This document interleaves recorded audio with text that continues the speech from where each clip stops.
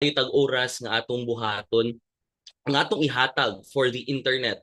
And because of this, it's really easy for us to be victims of disinformation. And this is the reason why we need to be informed, for example, of what disinformation is, what are the signs of content that could be misinformation, and how we can combat these, for example, to ensure that dili ta mabiktima in the future. On the other hand, in the Philippines, as of January 2022, di ba, we have more than 100 million, we are more than 100 million people na sa country, and 76.01 million ani kay internet users, 92.05 kay active social media users, and 10 hours 56 minutes kay time spent by Filipinos online every day. So, curious question lang, ano kaha nga mas taas ang active social media users kaysa sa internet users? Can you please share your thoughts kaha sa ato ang chat room if ngano kaha na?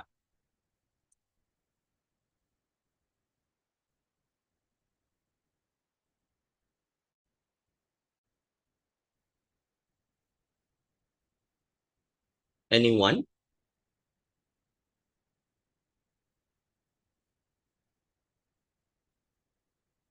Because of the proliferation of free online internet diri sa Philippines. For example, we have like Facebook Zero sa una, or naagi free Facebook nga you can still access Facebook even though nga wala jud siya pictures. So that's the reason why nga kanang mas taas gihapon ng active social media users compared to internet users.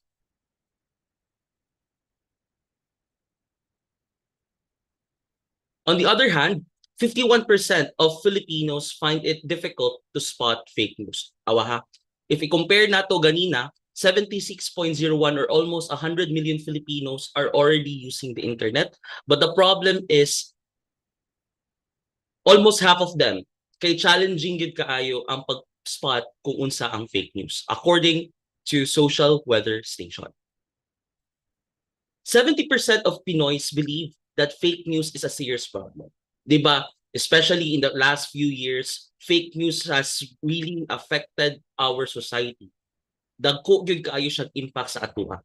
So this is the reason why we are having this kind of talk to ensure that we can combat disinformation and misinformation. So for today, what will you learn, Dian?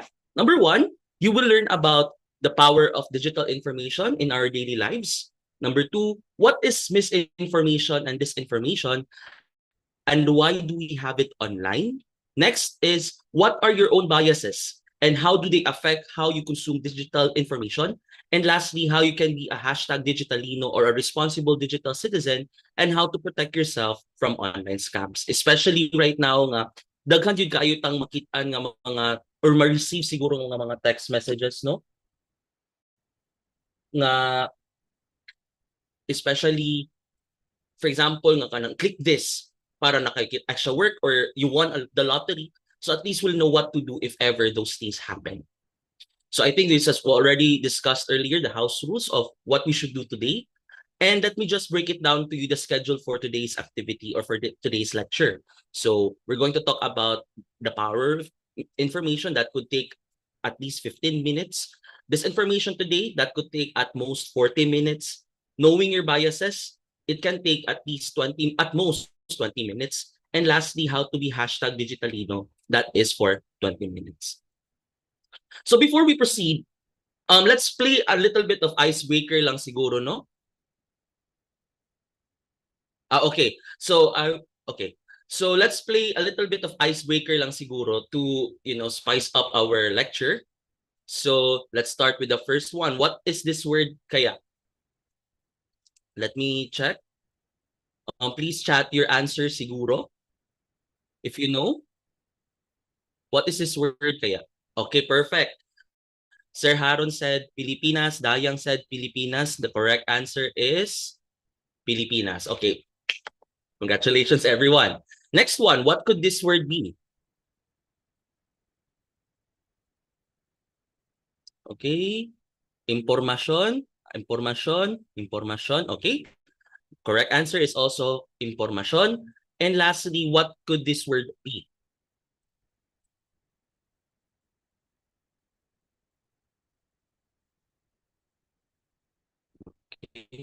Let's check the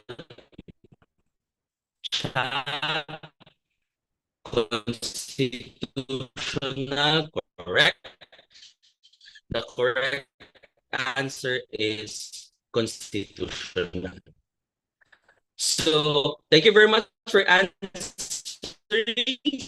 So right now, are you excited to go on your hashtag Digitalino Adventures? I hope you are very excited. So for me to gauge if your knowledge about this is, do you know what digital literacy is? Okay, so what is digital literacy? Is it number one, how to use a computer, or B, how to search information online, or is it to assess and communicate information online, or D, how to write and read and write in English? So let's see your answers. Okay.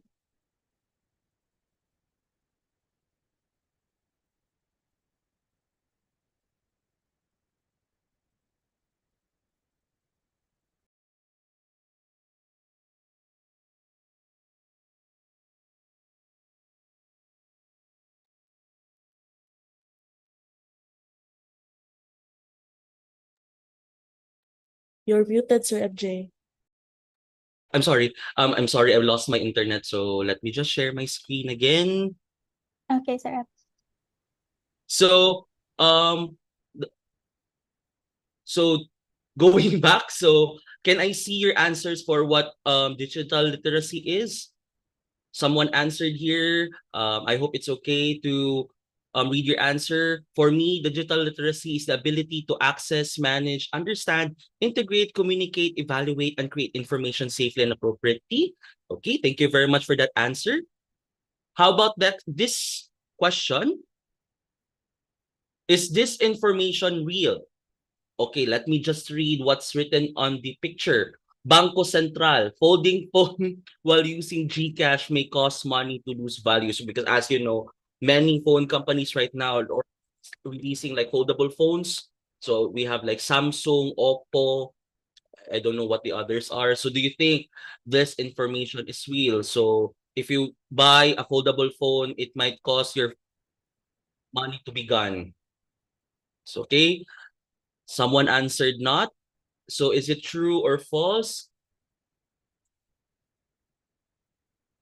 Okay, not real. Okay, this is not real ha. This is not real.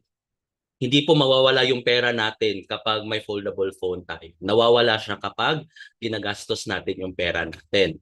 Next one, what is bias? So, it is it what we learn, what we lean towards something or someone without any logical reasoning or thinking, or is it an objective information? Or are these facts that are based on credible research? Or is it the truth about events as opposed to interpretation? So what could be the answer? Okay, someone answered A. Someone, let's see, any other answers? Okay, A, correct. And lastly, which of the following activities is not an example of being a responsible digital citizen? Is it A, sharing an opinionated post online without supporting articles from credible sources? Or is it verifying identity of the person or company first before providing any personal information? Or is it gently sending a message to a friend who posted this information online to offer more accurate sources of information? Or is it reading not only the headline of a news, but the whole article itself? Okay, someone answered B. Someone answered A. What is the correct answer? Let's see later. So thank you very much for answering our warm-up question. So let's learn more about those things as we progress in my presentation. So let your hashtag Digitalino journey begin. So before we proceed, let me just start reading the story of a teacher. So let's meet teacher Joni. Joni is a 34-year-old public school teacher who is dedicated teacher to her students and a loving mother to her 2 kids. She is an active smartphone and social media user. However, she was prone to being a victim of disinformation until she learned how to be a hashtag Digitalino citizen. So ready to hear her hashtag Digitalino story?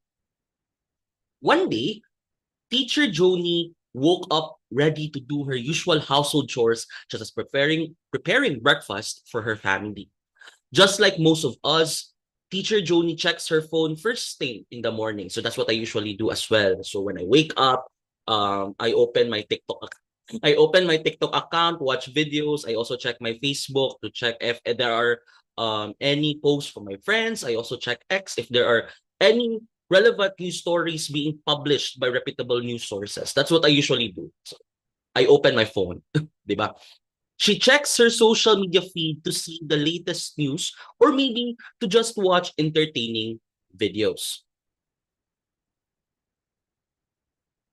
She saw an omelette recipe online and wanted to cook it for breakfast. Diba? I don't know, siguro when you watch Facebook, there are a lot of like videos on how to cook, diba? So maybe perhaps that's what teacher Joni has experienced that day. But she realized they are out of eggs. She decided to go to Aling Marites store to buy eggs, but it's a long walk from home. It's also a bit cloudy outside. So she thinks, should I bring an umbrella? To help her in her decision, she asked Google about the weather. So let's start with our first lesson, the power of information. What is it? Where do we get it? And how do we use it? So let me just ask you, what is information, ma'am? In your own words, mga ma'am, sir, what do you think is information? Feel free to send your thoughts in the meeting chat. Or anyone? What do you think is information? Or in your own experience, ano kaya ang impormasyon?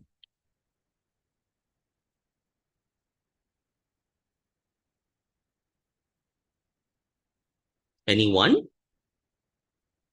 Okay, someone answered facts about something. Another one answered here, it is information. Information is something we obtain every day and everywhere. So someone answered it's facts. It's something that we obtain every day and everywhere. Someone answered that it is also data that has been processed. Okay, any other answers before I reveal what I think information is? Anyone? Okay, so if wala na, so what is information? So someone answered facts provided or learned about something or someone. It could also be, it could also helps us make decisions. It also provides descriptions or answers to uncertainties. It provides us with knowledge, etc. So let's break it down one by one, no? So information are sakto yung sinabi ng isa sa mga nag-send sa akin ng answer. It is facts, no? About something or learn about something or someone. So for example, if we want to learn about the nervous system, siguro, the things that we learn about the nervous system is considered to be information. So, for example, if we have those information, it helps us to make decisions. So, for example, I think my brain is already foggy na, so should I buy medicine? So, it helps us make decisions. It provides descriptions or answers to uncertainties. So, for example, siguro, as a journalist, siguro, if we have information, it helps us create our news better. And lastly, it provides us with knowledge on things. So, before we proceed, I just want to know your thoughts, siguro, no, what is the role of information in your life? Anyone? Feel free to send me your thoughts. It could be like for everyone, or it could be a direct message to me. I just want to learn, siguro. Ano kaya yung papel ng impormasyon sa inyong buhay? Okay, siguro no, while I'm waiting for some answers, let me just start. Siguro, information helps me buy the things that I love. So for example, before I buy stuff online, I look for information like reviews on certain things. So I check YouTube, I check the reviews because these are information, di ba? I check siguro, for example, if reputable news sources like Rappler, GMA, or ABS-CBN has released any review about the certain product, then I'll probably check that first before I decide I do something or I decide something. Another thing would be I'm also a theater enthusiast, so I really love plays. So before I book a ticket, probably I'll check the reviews online.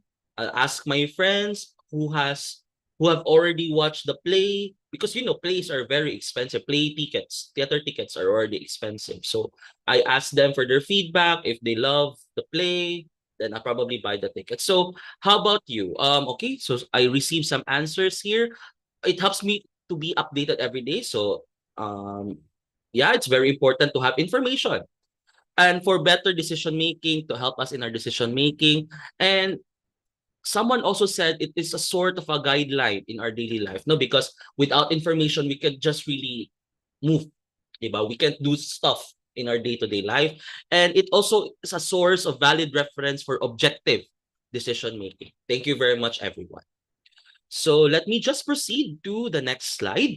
So what are our sources of information right now? Because we already have the internet, it could serve as the easiest source of information, like easiest to access source of information. So internet. But we also have like word of mouth.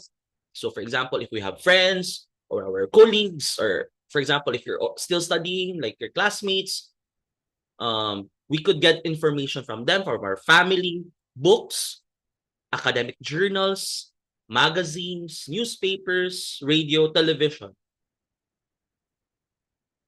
So, before the popular internet, so I don't know if may mga tao ba ditong pinanganak before the 90s or at least before siguro the 2010s. So, when we want to get information, we go to the libraries, even though that we still have libraries now, but before we have no choice, but we need to go to the library to read physical books, to get information from those books or magazines or journals from those libraries. We also watch television. So I remember when I was young, I always watched 24 Horas to get information about what happened during the day.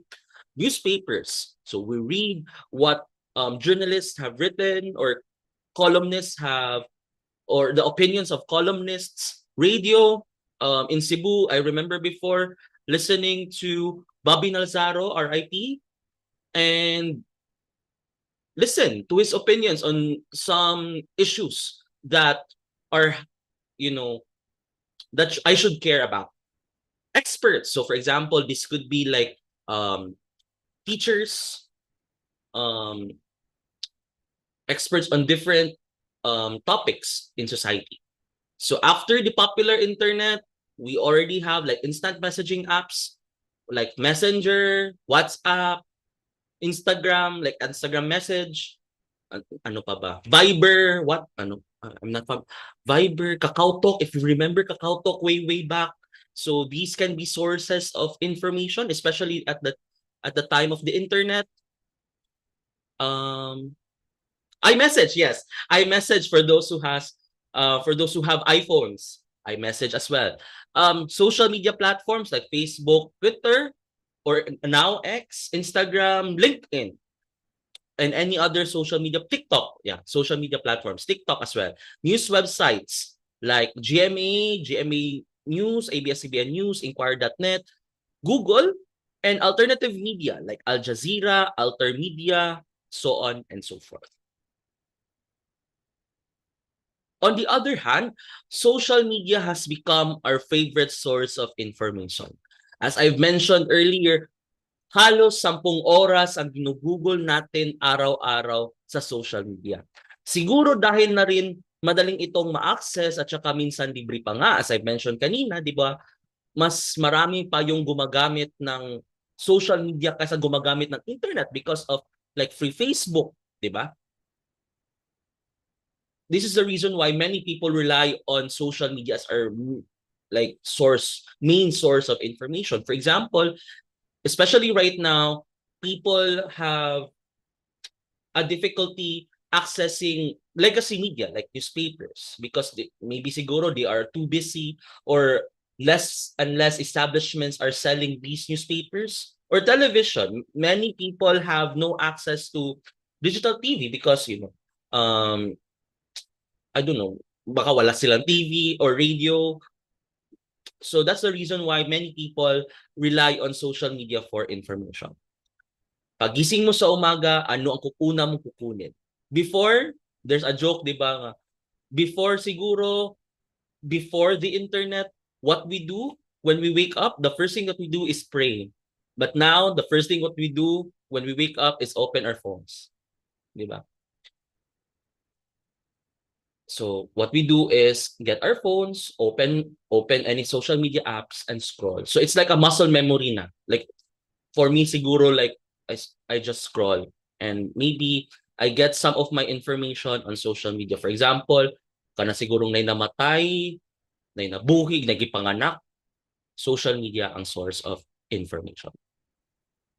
So kamo, how many hours, or kayo, how many hours do you spend on social media? Do you agree ba na 10 hours per day yung spend ng mga tao, ng mga Filipino sa social media? Siguro 10 hours din. But ever since I started teaching, di ba, wala akong choice. So, bumaba yung number of hours. So, let me just see your answers in the meeting chat. Don't be afraid. Don't be shy. How many hours do you spend? Siguro. Let me just see your answers.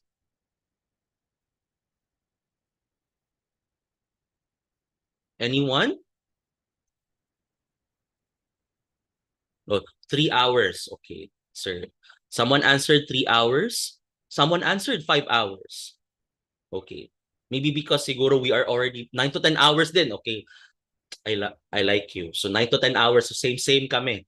4 hours. Thank you very much for your answers. No? So because of the internet, we already has parang nag-change talaga yung habits natin. Diba?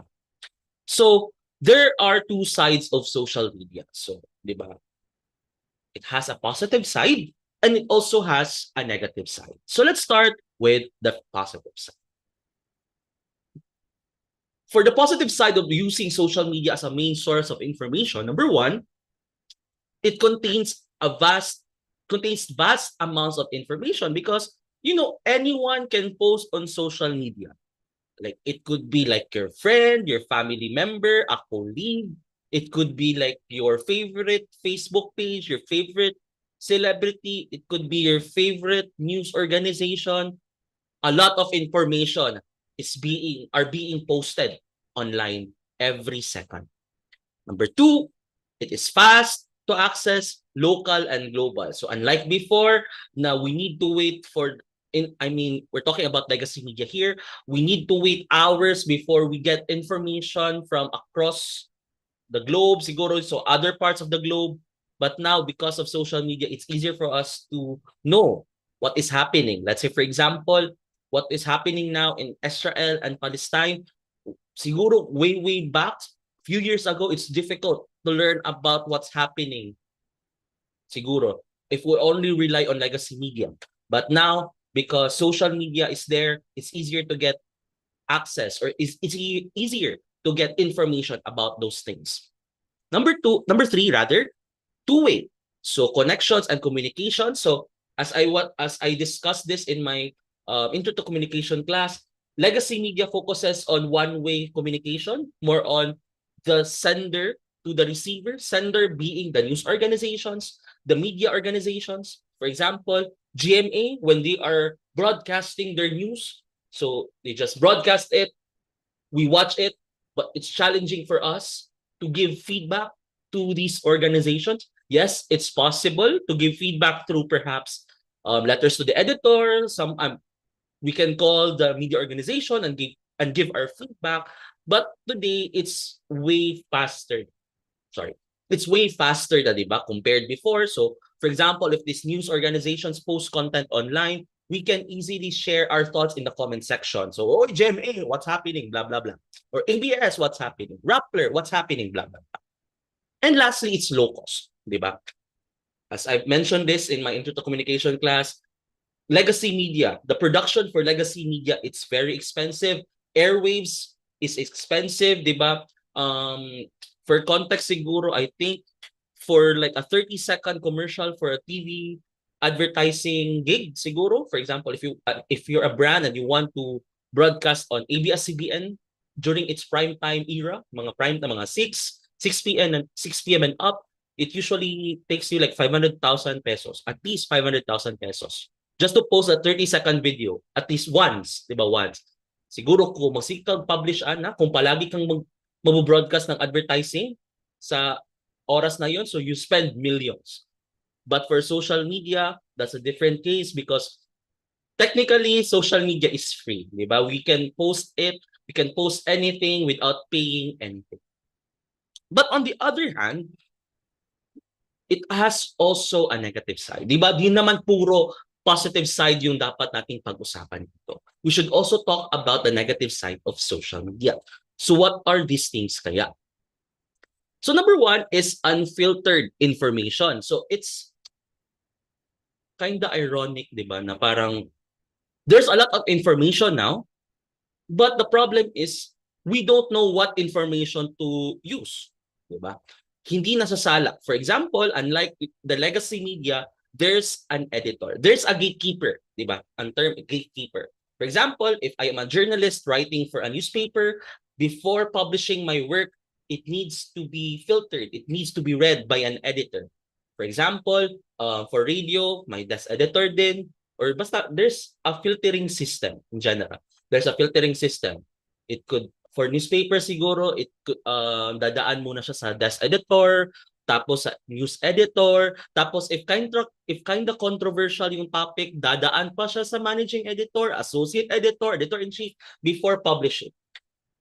But now, in social media, that's a different case. Anyone can have opinion. So for example, if ikaw gusto mo lang malaman kung ano ba talaga yung dapat kong ma-feel about this certain news or about this certain news item, it's challenging for you to get that information because there's a lot of information and you don't know what to choose. Unlike legacy media, na okay, it's posted on newspaper, so I know that it has dumaan ito ng napakaraming filtering process. Dumaan ito ng maraming edits before ito na-publish. Second is, it is difficult to maintain quality. So it's kind of related din sa number one, unfiltered information.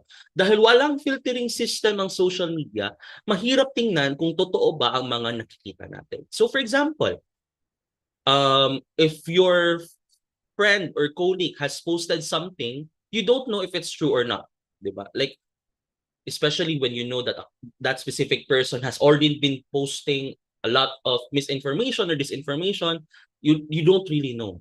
Or how about a certain Facebook page na lumabas lang bigla, diba? You don't really know. So, unlike with legacy media before na, okay, because this newspaper has been here for years and years now, so I know that it's quality journalism. I know that I can trust what is written here, but on social media, that's a different case. Next one is inaccurate and sensational. So, for the lack of better term na lang siguro no, and I know you're familiar with this term, maraming mga marites sa social media. Kaya, hindi lahat ng nakikita natin ay tama. Next is used to spread hate speech. Pretty self-explanatory. Unlike before na it's challenging for you to like gossip online, but now like we use social media just to rant. We use social media just to badmouth someone. So di ba parang it's kind of difficult na din to use that information because we don't know ano kaya yung reason why they posted that. And lastly, social media can be used to manipulate us. especially in the recent years. You know what I mean. Many people are becoming victims of disinformation on social media, and it has cost lives, which we'll discuss later. It has cost incomes, so on and so forth. So now, let's reflect. Should we believe everything we see on social media? Kayo, do you believe ba everything you see on social media? Share your thoughts in our meeting chat.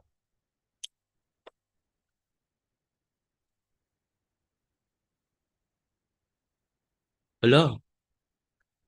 Anyone? No, sir. No. Okay. Thank you. Thank you very much for your answers. I hope, na yung na-learn nyo sa part na to ng talk ko is we should not believe everything that we see on social media. We should at least filter it. We should learn how to, as what someone said in the chat here, verify and validate first. Okay? We learn later on how to verify and validate content on social media. So, when we are using social media, there are two types of people that we usually go to get information. We have like number one, the journalist, and number two, the influencer. But what are the main differences or perhaps similarities kaya between a journalist and an influencer? So let's discuss this. So a journalist is a trained professional who seeks to know and report about the truth. Okay? It is a trained professional who seeks to know seeks to know and report the truth. So for example, you go to communication school, you go to journalism school. So before you become a journalist. So we have a journalism school in UP Cebu. Perhaps if you know someone, can invite them to enroll in UP Cebu. So going back, no, they are a trained profession. They are a trained professional. So meaning, dumaan sila sa napaka-rigorous na training just to become a journalist. You study a lot of courses. You study journalism courses. You study feature writing courses. You study news writing courses to become a journalist. Number two, they report based on facts, verifies information multiple times with primary sources before publishing.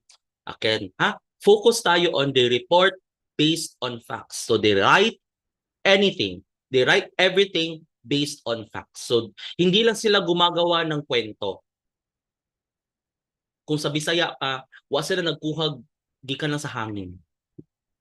They report based on facts. They do interviews. They do research. They do research, interviews, observation.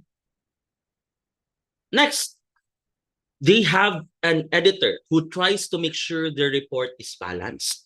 So as I mentioned earlier, before your story gets published, it is being filtered first. It is being edited first by an editor. It could be like, as I mentioned, kapag controversial yung topic, dumadaan pa siya sa maraming editors. They follow a journalist code of ethics. So I remember way back, we memorized this.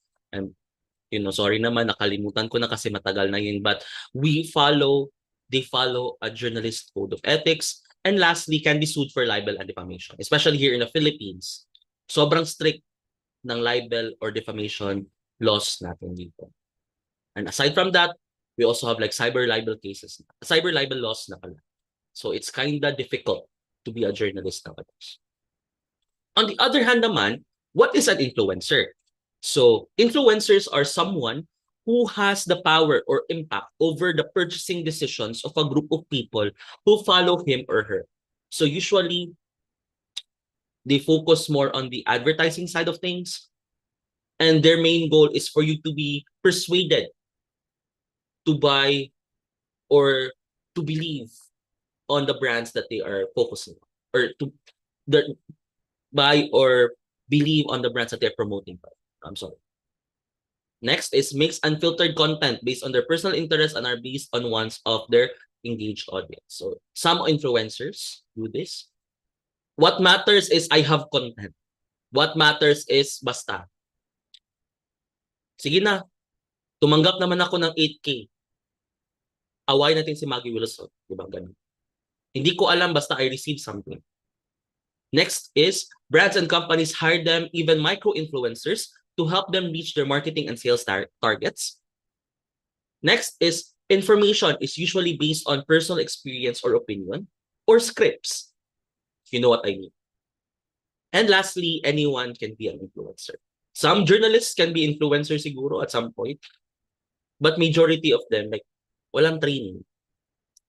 So, I hope that you'll be able to distinguish siguro journalists and influencers moving forward. But yeah, because nowadays, especially those who are ill-informed about digital literacy, it's really challenging to distinguish the two. Diba? And unfortunately din naman, many influencers claim to be journalists. But that's not really the case.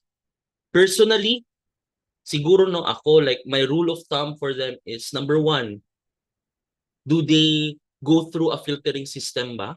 Or at least do they have a training ba in journalism? Before I like check or I believe what they are really saying. So that's the main difference for me. So I hope you learned something about this.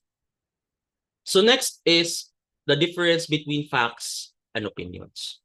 So especially right now that many people are saying that this is my opinion. Bahala na kayo. This is true because this is my opinion. Diba? Like, it's very ironic. So what are facts and what are opinions? So let's discuss this one by one. Facts are a statement that can be proven to be true or by the use of evidence.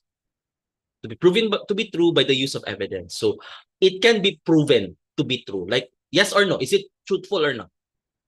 Yes. Why? Because of this. These are the evidences. It's true. Number two, factual statements are true in all cases and all people. It's not just true for me, but it's true for everyone. And lastly, facts are universal. On the other hand, opinions can express a belief, attitude, value, judgment, or feeling. It has no factual evidence. Next is opinions are debatable. It's really important, ha? Opinions are debatable. Your opinion can be true to you, but it can't be true to me. It can be true to you, but not true to me. Or my opinion can be true to me, but not true to you. On the other hand, facts, no matter how much I like it or not, is true to me, and no matter how you like it or not, is true to you. And lastly, one can potentially agree or disagree with an opinion. Okay, as I mentioned earlier, you believe that. You believe your own opinion, but I don't believe it. Compared to fact, kahit na ayaw mo yung totoo, totoo pa rin yan sa lahat ng dimensyon, kung sa MCU pa sa lahat ng realms. In all, not really multiverse, no? But in all realms in that universe, it's true because it is a fact. For me, facts has no gray area. A fact has no gray area. Kung masasagot mo ito ng yes or no, tapos may kaakibat na ebidensya ito, it's true. It's a fact. For example, tumaas ang inflation ngayon. It's a fact. Because we have data that can be used to prove if inflation is true or not. NEDA has been producing data about the rising prices of goods and services. Because of that, they have concluded that our inflation, there's an inflation. Diba? Mataas ang rate ng inflation. No matter what, kahit na you believe na hindi totoo yung inflation, but we are experiencing it. We have data to prove that inflation is true. On the other hand, ang lechon Cebu ang pinakamasarap, di ba? Maybe siguro na reviews, but there's no really like a credible study siguro to prove that lechon Cebu is the most delicious lechon across all the across all the islands in the Philippines. Yes, it is delicious to me, but it doesn't really necessarily mean that it's delicious to a friend or to a colleague or to my family member. Or it could be delicious to someone who is living in Manila or in Davao. But for me, I believe that lechon Cebu is delicious. Diba? Fact. parte ang Pilipinas sa Asia. The Philippines is part of Asia. There's a map that can be used to double check that if it's true or not. So, as we have learned in geography way back in our Hekasi classes in elementary school, Asia or Philippines is part of Asia. It's true. On the other hand, fact or opinion rather, opinion. Hindi maganda ang music ng BTS. I hope there I'm not offending anyone. But for example lang, it's just an example of opinion. Hindi maganda ang music ng BTS. Walang ebidensya. Ang iba't ibang tao, iba't iba ang music taste. Maybe someone says that BTS music is cool. I think BTS music is cool. It's awesome. But I can't just say that to not everyone will believe that their music is good. Maybe they just don't want K-pop. But it's their opinion. Diba? On the other hand, it's really parang sobrang nakaka-happy to see that in the Philippines, overall trust in the news has risen. However, trust in news brands and journalists have fallen. More people also want to avoid the news. Like, I don't know what's happening personally. I don't know what's happening. It's very ironic na we believe in news, we trust news, but we don't trust the people delivering the news, diba? I don't know what's happening. This is according to Digital News Report in 2022. However, trust in news brands and journalists has fallen. So that's why many people are saying that certain news companies are biased. I don't know saan nila nakuha yon. Bias. More people also want to avoid the news.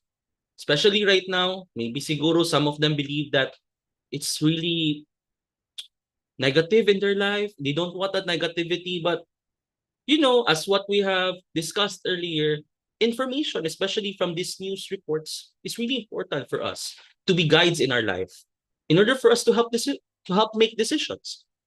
So we need to at least read the news at least once every day. Siguro. So journalists and fact checkers are under attack in the Philippines. We are with declining trust in news brands and journalists. Internet users now follow more influencers for information. It's really up to you to assess if it's a good thing or a bad thing. But I hope that by the end of this talk, we get most of our information, most of our credible information from reliable and reputable news sources. And for example, if we follow influencers for information, let's assess saan kaya galing yung information na kinukuha. Especially those political influencers. I know na meron na kayong naiisip, but I hope that you double check, verify, fact check. Saan kaya nanggagaling yung mga sinasabi ni Kwan? Are they from credible news sources? I hope that you consider that as well. So let's reflect today. How can we verify information ourselves, whether it's coming from journalists or influencers? Kayo, do you have any process ba to check, to verify information yourself?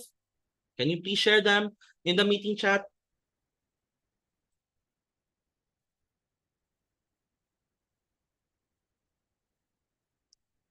Okay, someone answered here, research more. Anyone?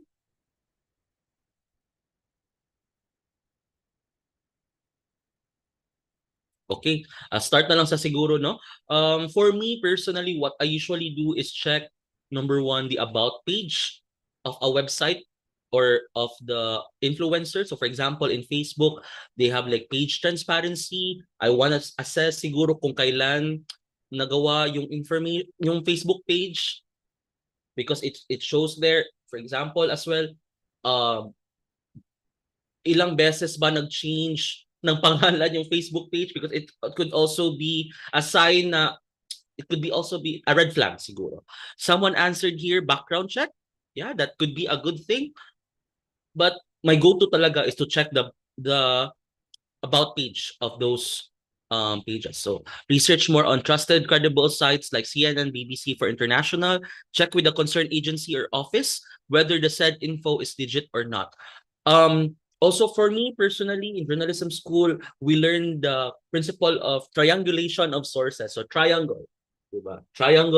Triangulation of sources. So in order for us to ensure or to check if the information is true, the information should come from three reputable sources, at least three reputable sources. So for example, if someone said namatay si Kwan, a certain celebrity, and one person posted it, so probably I'll check at least three news sources, like probably siguro ABS, TV5 or News 5 and GMA, if they posted something about the death of that certain celebrity. So that's what I usually do to check. Okay, I received some answers here. It's for academic purposes. Scientific studies, RLs, must be searched for look into.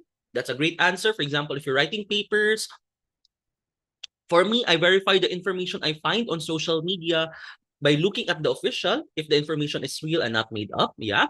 Inspect or investigate citations if it's a legit person or credible sources. Or I agree with that, especially right now with the advancement of AI, like ChatGPT can just, hallucinate citations. So you also need to double check the citations, no? Like, is this website really existing? You need to double check that as well. I also contact the specific person related to the information in the social media if possible and ask directly if it is the truth. Yeah. I love the way na para prangkahan pa, totoo ba to o hindi. Good. Second, I verify the information I find on television by looking up the contact details with it and contact them directly or visit a trusted website related to the information. So same tayo, like triangulation of sources, and check if trending sa trending sa X. So kind of Gen Z si sir. So that's what I usually do as well. Sir Maurice, someone asked here sa Q&A, do you follow news on Rappler or do you use other sources? I also check news reports from Rappler, but as I have mentioned earlier, I also try to check other news sources as well. So triangulation of sources. You need to also check other news sources or other sources of information in general. So I also check ABS-CBN and GMA, Inquirer as well. Those are usually my sources of information. So now, let's proceed to the next topic, disinformation today. What is disinformation and misinformation? So let's go back to our story kay Teacher Joni. After Teacher Joni's long walk to the store, she was greeted by Aling Marites. When Aling Marites saw her, she eagerly asked her, "Is the Facebook post about your husband true? Is it true he's broke and has tons of debt?" So para siyang yung sinabi kanina ng isa sa mga nag-answer sa akin na tanungin mo directly yung person. Totoo ba yun o hindi? Joni denied this, saying, "Di totoo yan. Fake news yan." She and Aling Marites talked about it more and cleared the gossip secret. Sometimes siguro, no, wala tayong choice but to ask directly. Like, wag ka nang paligoy-ligoy pa. Tell me the truth. Ganon. So let's reflect. Have you ever been a victim of fake news? And what does the term fake news mean to you? So, nabiktima na ba kayo ng fake news?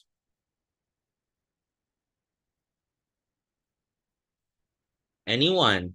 Siguro, I'll start na lang din siguro, no, to keep the ball rolling. Siguro yung may mga nakita akong balita na namatay si Dolly Parton. Thankfully, I double check na hindi pala totoo yun. Pero parang malapit na sana akong maging biktima. And it was so sad because I'm a fan of hers. And what does the term fake news mean to me? It means like siguro misinformation or disinformation. How about you? Okay, someone answered you. Yes, sir. Sabi nila, walang pasok, pero meron pala. Yeah. Yan. Sobrang sakit.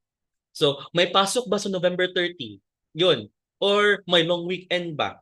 Diba? False, untrue information presented as real. They also said like, paasa, mapandin lang. Okay. Especially ka ng, for example, if you're a government employee, like maabot na, paparating na yung bonus. So yun yung mga fake news na nare-receive natin. Nasaan na yung PBB? So especially, I saw a lot of posts from DepEd teachers because I'm a part of like DepEd Region 7. So like, hello sir, ma'am, paparating na daw yung PBB. Like, nakakaawa. Minsan. Yes, yung kumakalat na patay na si Mr. Bean, si Rowan Atkinson. Fake news means to me that it's not real or made up information and not back up with real evidences. Thank you everyone for answering your question. So now, the problem with the term fake news. So what do you think kaya is the problem of fake news? What's wrong with the term fake news? And why should we, as much as possible, avoid using the term fake news? Anyone? Or if wala, I'll answer na lang siguro, no? In reality kasi, and by definition, walang peke na balita because in journalism school, we learn that news should be factual, should be truthful, should be accurate. So, di ba? Parang siyang paradoxical na fake na news. So, in its essence, news should always be factual. News should always be accurate. News should always be truthful. So, there's no such thing. There should be there should be no such thing as fake news. Kung nagsulat ka ng article na news, quote unquote, for example, kung nagsulat ka ng article tapos hindi pala totoo yung article, hindi yan balita. It's fiction. It's a short story. Sa literary pa. Kaya walang talagang peking balita. We should avoid at all costs using the term fake news. Kailangang baguhin natin ang ating pananaw sa term na fake news. Instead of fake news, we should use these terms. Okay ha? We should use the terms misinformation and disinformation. Misinformation is spreading false information by mistake. Focus on the term by mistake. Misinformation yan. Include simple things like mishearing or misremembering details, or siguro kung perhaps nag-share ka lang ng post na hindi ka nagbabasa, hindi mo talaga intensyon na i-share yung information na yun online, you could be a source of misinformation. Excuse me. On the other hand naman, disinformation, deliberate act of spreading misinformation to cause harm. And it's also worth noting, and focus on this, it is done on purpose. Okay, the main difference between misinformation and disinformation is disinformation, it's purposeful, and misinformation is done by mistake. Okay? It's important for us to know the difference. Maybe siguro yung friend mo, hindi lang talaga nagbabasa. Like sobrang sad niya talaga na namatay si yung example, yung sinabi kanina na Mr. Bean, tapos gusto niya lang talagang i-share sa everyone na namatay si Mr. Bean, pero hindi pala totoo, hindi na lang intention talaga na i-share yun. He can be, or that person can be a source of misinformation. But on the other hand naman, let's go back to the discussion on influencers earlier. If a specific influencer knows that the information that they will be sharing can be manipulative or can cause havoc, can wreak havoc, ganun, they really have an intent to harm, then they can be perpetrators of disinformation. The main difference between the two is the intent to harm, disinformation. So, who do you think are the people behind this information, and why do you think they create this information? It could cause a lot of debate siguro, no? So I'm not gonna ask na lang siguro. But I know that you know deep in your heart na sino siguro yung mga nagka-cause dito. And because they also have their own self-interest that they want to push. So, but yeah, I hope that we can hindi tayo maging victims ng disinformation. So there are many reasons why people create disinformation. No? What are these kaya? Number one is to earn profit by spreading false information to the public like scams. Let's say for example, mga text scams na kumakalat ngayon na minamanipula ka, na i-click ang links para kumita ng pera na nag-send. Para kumita ng pera ang nag-send. So, oh my God, you won lottery. something. Di ba? I don't know if you've received those kinds of text messages. Nanalo ka ng loto. Please click this link to claim your ano. Recently, I've also received a text na from PhilPost, you received a parcel. Please click this link to claim. Yun. So if you click that link, if you click those links, good luck. Good luck na lang talaga. Number 2 is it could destroy or uplift a person's reputation. Let's say, for example, red tagging. Many of our colleagues here in UP Cebu have been victims of red tagging. We have students, we have faculty, we have alumni. So Dayan Gumana was our alumni. We have like our NSTP instructor and finance instructor. Sir Armand was also red tagged because their main goal was to destroy their reputation. Another example would be, I don't know if you've remembered her, Ana Patricia Non. I don't know if you've remembered her. Siya yung nag-start ng community pantry way back 2021, 2022 ba yun? I forgot. So, she was a victim of red tagging, especially at the time of the pandemic. Gumawa siya ng community pantry tapos sabi ng mga tao na parte siya ng mga komunistang grupo kahit na walang ebidensya. Sayang ang opportunity nung panahon na yon kasi marami ang nakinabang sa community pantry pero dahil sa disinformasyon, itinigil ito. Another thing siguro na na-remember ko is si Angel Locsin because Angel Locsin is a very good is a philanthropist, di ba? So marami siyang binibigyan ng mga pagkain, relief foods, especially during the disasters, typhoons. Pero I don't know, siguro personal observation ko, she stopped nung na-red tag siya. And lastly, to have political power by causing confusion like election campaigns. So, I'll shut up and kayo nang humusga. So, noong nakaraang election, especially last year, maraming mga ganito ang lumabas. There are a lot of disinformation. So, I'll answer one question here. Can we also use fake information or false information? Since the words fake and false would immediately imply that information is not true. Rather than using misinformation and disinformation, some netizens might be able to understand right away that these words mean. That could work as well. That could work. Ano to? Type answer. Answer live. Okay. Ito pala. So, that could work. So, especially for, like, marami talagang people na loading lang talaga. So, that could work. Like, false information or fake information. So, to know that a certain information is not really true. But as much as possible, siguro, no, is we also need to avoid fake news because it's kind of affecting the reputation of news organizations because of like fake news. Next slide. Misinformation and disinformation is more powerful online. Social media and instant messaging platforms enable anyone to publish anything online and have it shared by thousands of people within a few seconds. Audiences who cannot or are unwillingly to identify this information continue to spread it to others. And also, lastly, disinformation for hire services are expanding. It's not a theory anymore. It's already true. It's because of what happened to Maggie Wilson a few months ago. I don't know if you've heard about her.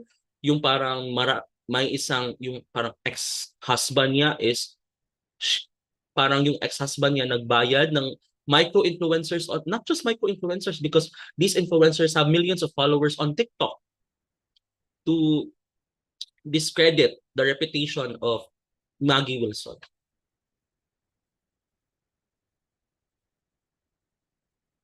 Prof, can you recommend news sources that we absolutely need to avoid based on your experience? Who are the worst of the worst? For me personally, it's SMNI. SMNI is really to ibang level. Ibang level yung mga nilalabas nilang information. Siguro if you want to read or to get news from SMNI, I would really suggest to double check it. You double check it. You check. Double check, triple check kung totoo ba yun. But personally lang, it's my own opinion. I do not represent UP Cebu or our own program. With this opinion, I don't follow them. Yun lang.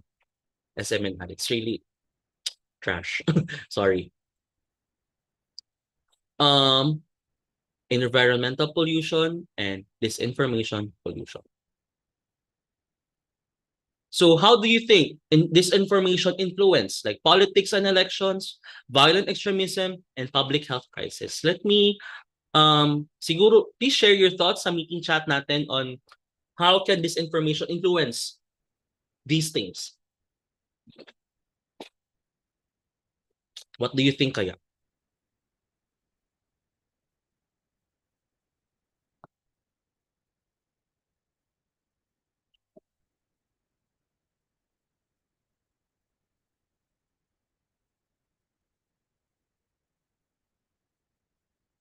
Anyone? Please share sa meeting chat.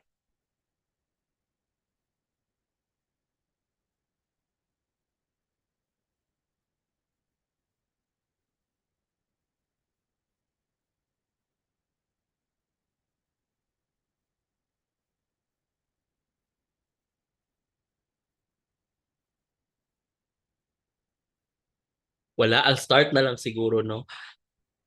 This one.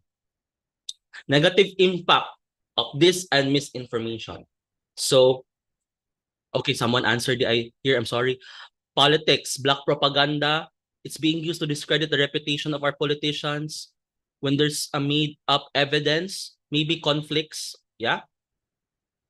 But I'll give us more specific and real example of how this and misinformation are affecting our society.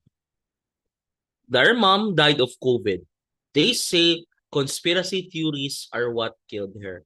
So, di ba, parang it's been 2 years, 2021, 3 years, oh my God, 3 years na since COVID. It's been 3 years since the COVID-19 pandemic, but many people are still believing that COVID vaccines are harmful to our bodies. So, because, let's say for example, maybe this one, parang ayaw niya talagang magpabakuna ng COVID vaccine, tapos nakakuha siya ng COVID vaccine, ng COVID pala, not vaccine, nakakuha siya ng COVID, tapos hindi na kaya ng katawan niya, tapos namatay siya.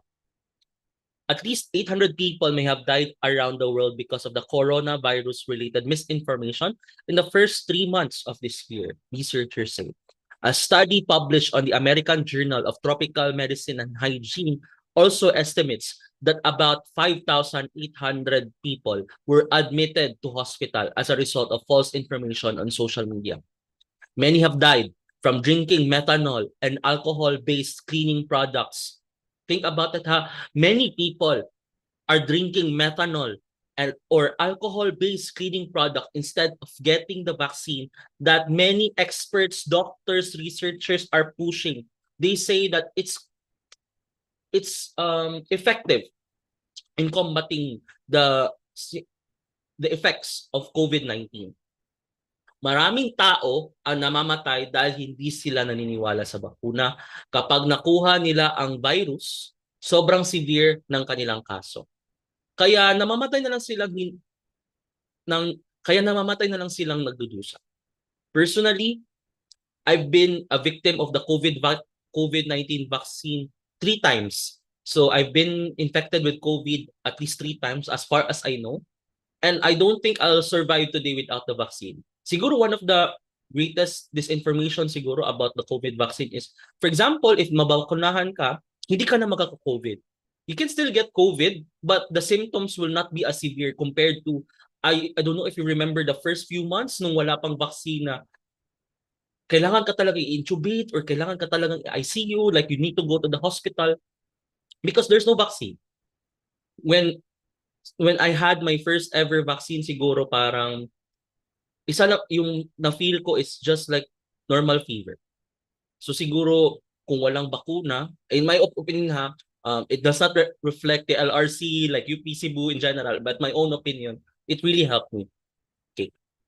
So, but on the other hand though, many people are still believing the disinformation and misinformation revolving around COVID, and they prefer, they prefer drinking methanol and alcohol-based, ano kaya yung mga alcohol-based products? Zonrox, I don't know, bleach, than just getting the vaccine. So think of instances when you become a victim of misinformation or disinformation kaya. Okay, I received some answers pala dito. Let me just read kanina yung sa Let's Reflect. The credibility of people, yun sigurong how disinformation affected yung politics, violence, or public health. So someone answered, the credibility of people in the government or government programs can be tarnished. Someone also answered, edited video showing Leni Robredo as Bobo. So the first thing that came to mind is yung parang I have 3 daughters and they're all girls. Like, I don't know, I think it was an edited video of Leni Robredo. In terms of public health crisis, misinformation could result to confusion to the community and could cause panic and chaos. I do agree with these things. Yeah, true. Regarding public health crisis, it may or may not cause alarm or vigilance to the public. Remember the story. The boy who cried wolf. The public won't take health advisories seriously. Thank you very much for your answers, everyone. But how about this? Think of instances when you become a victim of misinformation or disinformation. How did you feel? Kaya, ako siguro like, I feel sad.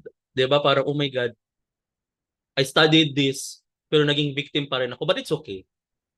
At least I know na how to combat them. Yun na lang yung iniisip ko. Kayo, what do you think kaya? How did you feel? Did you feel angry? Ano pa? Sad? Siguro.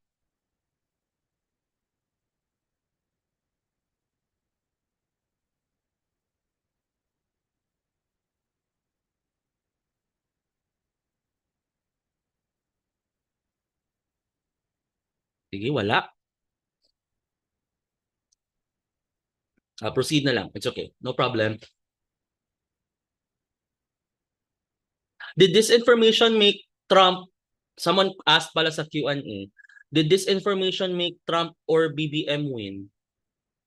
Okay ha, personally, I'd like to preface this. I'm not representing TLRC, UP Cebu communication program. I'll say this as my own person. Personally, yes. I do feel that Trump and BBM won rather, because of this information. Let's take BBM na lang siguro for example. Here in the Philippines, bakit kaya marami ang bumoto kay BBM? Okay, number one, many people voted for BBM because of the 20 pesos na bigas. Diba? Nasaan na ang 20 pesos na bigas? Diba? Yun yung parang palagi nilang claim na okay, kung mananalo si BBM, we will be babalik na sa 20 pesos. So aside from the 20 pesos, it's also speculated na it's just a metaphor for like the lowering of prices of basic goods and services. Hindi lang bigas. But where is it? Where is the 20 pesos na bigas?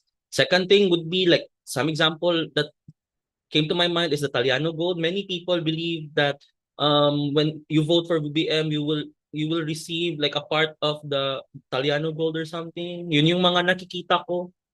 And siguro yung martial law na babalik ulit ang glory ng martial law, but there are data, no? There are data na sobrang down ng economy natin during martial law. Sobrang down ng economy. So siguro babalik yung martial law, pero does that mean na magiging down yung economy natin? I think in terms for BBM, yeah, I think so. For Trump, I think that's also one of the reasons why he won. But I think the effect siguro of Trump in the US is parang ngayon sobrang divided na ng citizens sila. Like Trump was really divisive. He was really a very divisive figure in the US political history. Yun lang yung masasabi. Again, I'd like to preface this that it's just my own opinion. It does not reflect the LRC, UP Cebu, and my com program. Okay? Someone said kanina na nakakairita daw yung fake news. Yeah. Disinformation, rather than disinformation is really irritating. So let's go back to Teacher Joni. So on her way back home, Teacher Joni was scrolling on her phone while walking. As she scrolls through her feed, she saw the different dangerous types of misinformation and disinformation. If she was not careful, she could have fallen trapped to these false information. So let's discuss the 7 types of misinformation and disinformation that we need to avoid. So if you're familiar, feel free to share your thoughts and answers in our meeting chat. Okay, this one. Ano kaya tong type na misinformation or disinformation? Let me just read. Dagdag na ayuda ibibigay na this June. So this was posted or published on YouTube. Dagdag ayuda ibibigay na. Huwag kalimutang mag-subscribe at i-click ang notification bell para laging updated. Something. What type of misinformation or disinformation this is? What do you think? Anyone? Feel free to share your thoughts in our chat. What do you think is this?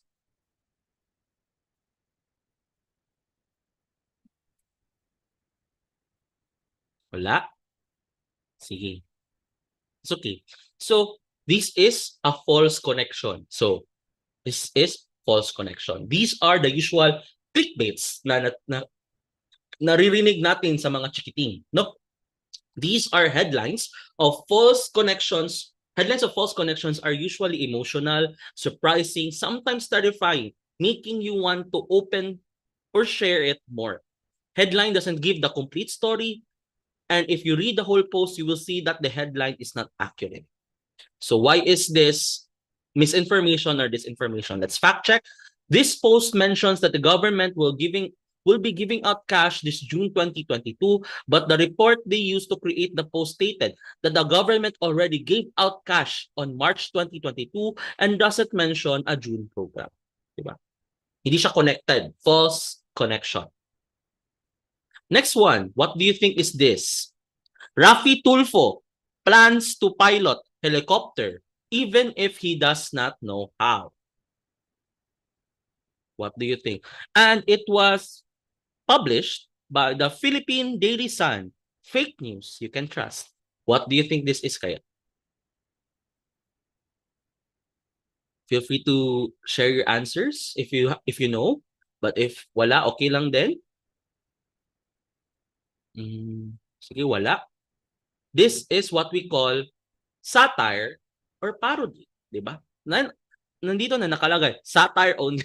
So it's satire or parody. False information made funny.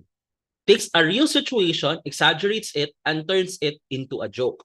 Some people use satire as an excuse to harm others and spread humor. Oh, meron pala. Fake news, satire only. Okay, satire.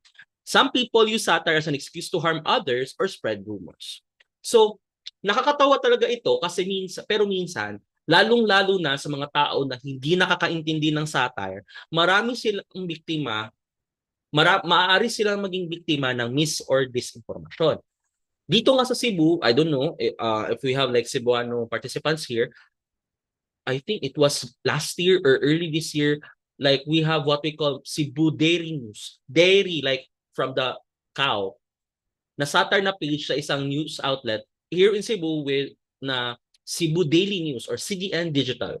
Dahil kuhang-kuha nila ang graphics at lingwahe ng news outlet na yon, marami ang nahuhulog sa patibong. Okay ang satire at parody kung nakakaintindi ka kung ano ito. Kung hindi, maaari ka talagang maging biktima ng mis o disinformation. Okay? So why is it satire? Okay, let's fact check. Raffy Tulfo has never mentioned doing this, and the post clearly says that this is satire only. But the problem is many people don't understand satire. So this one, let me just read it. Don't just believe in negative campaigns. I really do believe that if your heart is pure and ready to serve our country towards a better future, then all you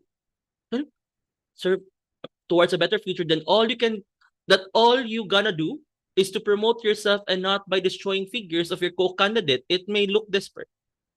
I do believe that people who does negative campaigning is really on pressure and threatened because he or she is behind the other candidate. Miss Universe 2015, Pia Alonso Wurtzbach. What do you think this is? This is imposter content. When someone uses the image of or name of an important person or organization when sharing false information, they use real pictures, logos, and names, making people trust it more. But the information inside it, like codes, statistics, and stories, are made up. So this is false information because Pia has never mentioned on her social media account and that Pia has mentioned on her social media account that she has never said this. And also, if you observe, napakarong grammar ni Pia Wurtzbach. Diba? Like parang sobrang taas ng mga sentences niya. Pwede na sanang siyang mag-period. Diba? So, it's a given. Next one is this. Philippines on the moon. Ba? Ano kayang type of content to? This is what we call manipulated content. So when real information is edited to create a false story. So images and videos are usually the ones manipulated. With technology, and especially right now with AI, it's easy to transform a simple picture into someone else. So let's fact check. The original picture showcased a USA flag. It was then edited to showcase the Philippine flag. Diba? As much as we want to go to the moon, I think we don't have the resources as of the moment, but maybe in the future siguro sa anak ng anak ng anak natin, but now I don't think so. Next is mga bangkay na nakita sa Iligan dulot ng pagbaha ng bagyong #OdettePH kahit hindi pa ito naglandfall. 12/16/2021, Typhoon Odette-PH, hashtag Typhoon Odette-PH, #Mindanao, #Hagupit ni Bagyong Odette, #RIP. So this is what we call false content. Real information is presented out of context. So this is one of the most common type of dis or misinformation. So these are real information presented out of context, which can change the meaning of a story and deceive others. Taking out words from the original message, showing only a part of a photo and not the entire picture, or even using previous images for a current event. So let's fact check. These photos were taken back in December 2011 during the tropical storm Sandong and not during the typhoon Odette. This is Mami Junisha, pumanaw na. Di ba? Common din to. Manny Pacquiao at Jinky halos mahimatay sa nangyari. So this is what we call fabricated content. Like gumagawa lang talaga siya. Like trip niya lang talagang gumawa ng content. Content that is 100% make-believe. All information is fabricated content. All the information in fabricated content was thought of and invented by someone else, entirely made up, sometimes using complex technology to make something look authentic and appealing. So this is not true because buhay pa talaga si Mami Junisha, di ba? And lastly, this one, hijab-wearing lady parading fake name caught with 465 kilograms of drugs. So this is what we call misleading content. So this reinforces a key message and pieces together different information from countless sources to make something new, or it can reframe information in a certain way, and it aims to strengthen a specific belief, a belief that can be harmful to a particular group or individual. Let's fact check. While the news about the woman who was carrying drugs was true, she was just wearing a hijab to evade security scrutiny. The headline reinforces negative beliefs and prejudice against Muslims. Many of us share false information by mistake, which is, sige na lang. We'll understand, siguro, no? In fact, less than 10% of people intentionally create disinformation. Thankfully, hindi naman marami yung talagang gusto nilang mag-share ng disinformation. At least, di ba? Sige na lang. So, how can you make sure that you are not contributing to disinformation pollution online? So, what do you think kaya? Ano yung ginagawa niyo? For me, siguro I'll start na lang siguro, no? What I usually do is I make sure to double check the information if it's true. For example, if someone is said to be dead, I double check, triple check. I look for many sources siguro to verify if totoo ba talagang patay na yung celebrity na yun. That's what I usually do. Kayo, what do you do ba? Anyone?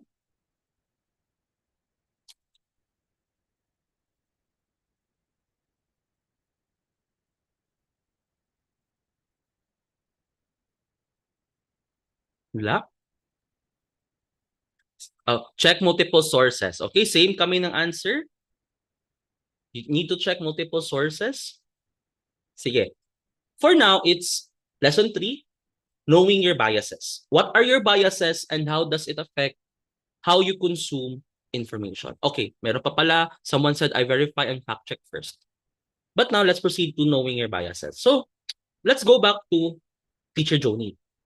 On her way home, Teacher Johnny saw the misleading post about a woman wearing a hijab who was carrying drugs abroad. So yun yung parang sa example kanina, di ba?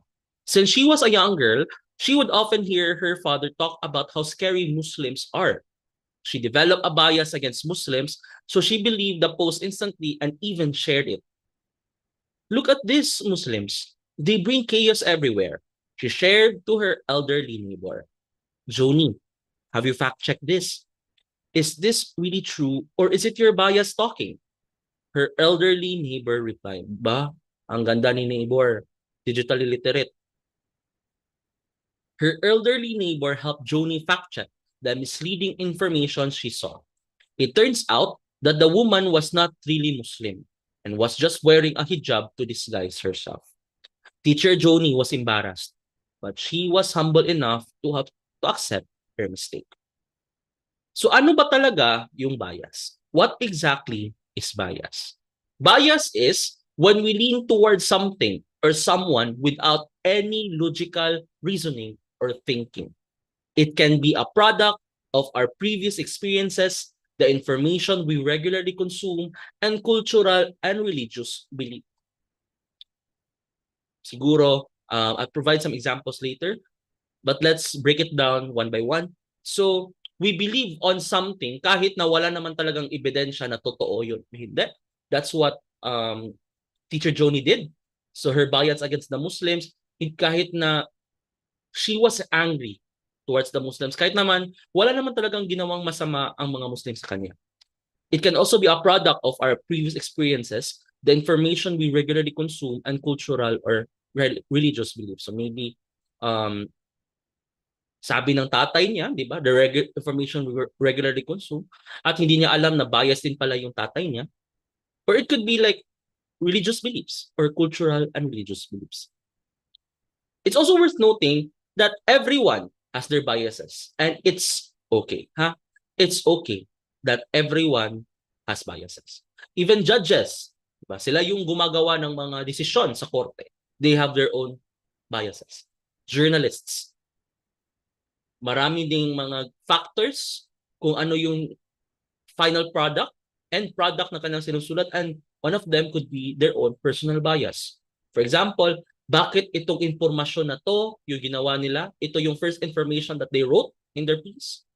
That could be a part of their bias. That could be a result of their bias. Politicians has their own biases. This is the reason why siguro na they are focusing on one advocacy or problem first before anything else. And religious personalities have their own personal biases. Perhaps siguro the Catholic Church doesn't believe in abortion. They don't believe in same-sex marriage. They don't believe in a lot of things. And that could be their bias. Biases can be good. Okay? We're not saying that biases is always bad. It can be good, but it can also be bad. Why is that? It can be good because, for example, bias towards healthy eating or eating more vegetables. So for example, I believe na we need to eat a lot of vegetables to ensure we have a healthy body, diba? Which is kind of true naman.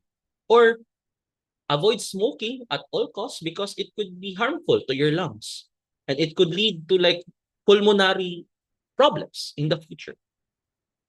Or it could be as bad as I don't like fat people. Just because I don't like them, ayoko ng fat people. Or I don't want people who have this specific beliefs. I'm biased against them. Like, bahala kayo. I don't like you. With no reasons at all. So biases can be good and biases can be bad. So how does our own biases affect how we consume online information? Our biases become shortcuts that helps us to rapidly evaluate the massive amounts of information hitting us all the time. So, di ba, as what we have mentioned earlier, there are a lot of information online. And it's challenging for us to filter them because information are bombarding us like in ano, sobrang dami. So one of the tools that we use in filtering them is to use our own biases.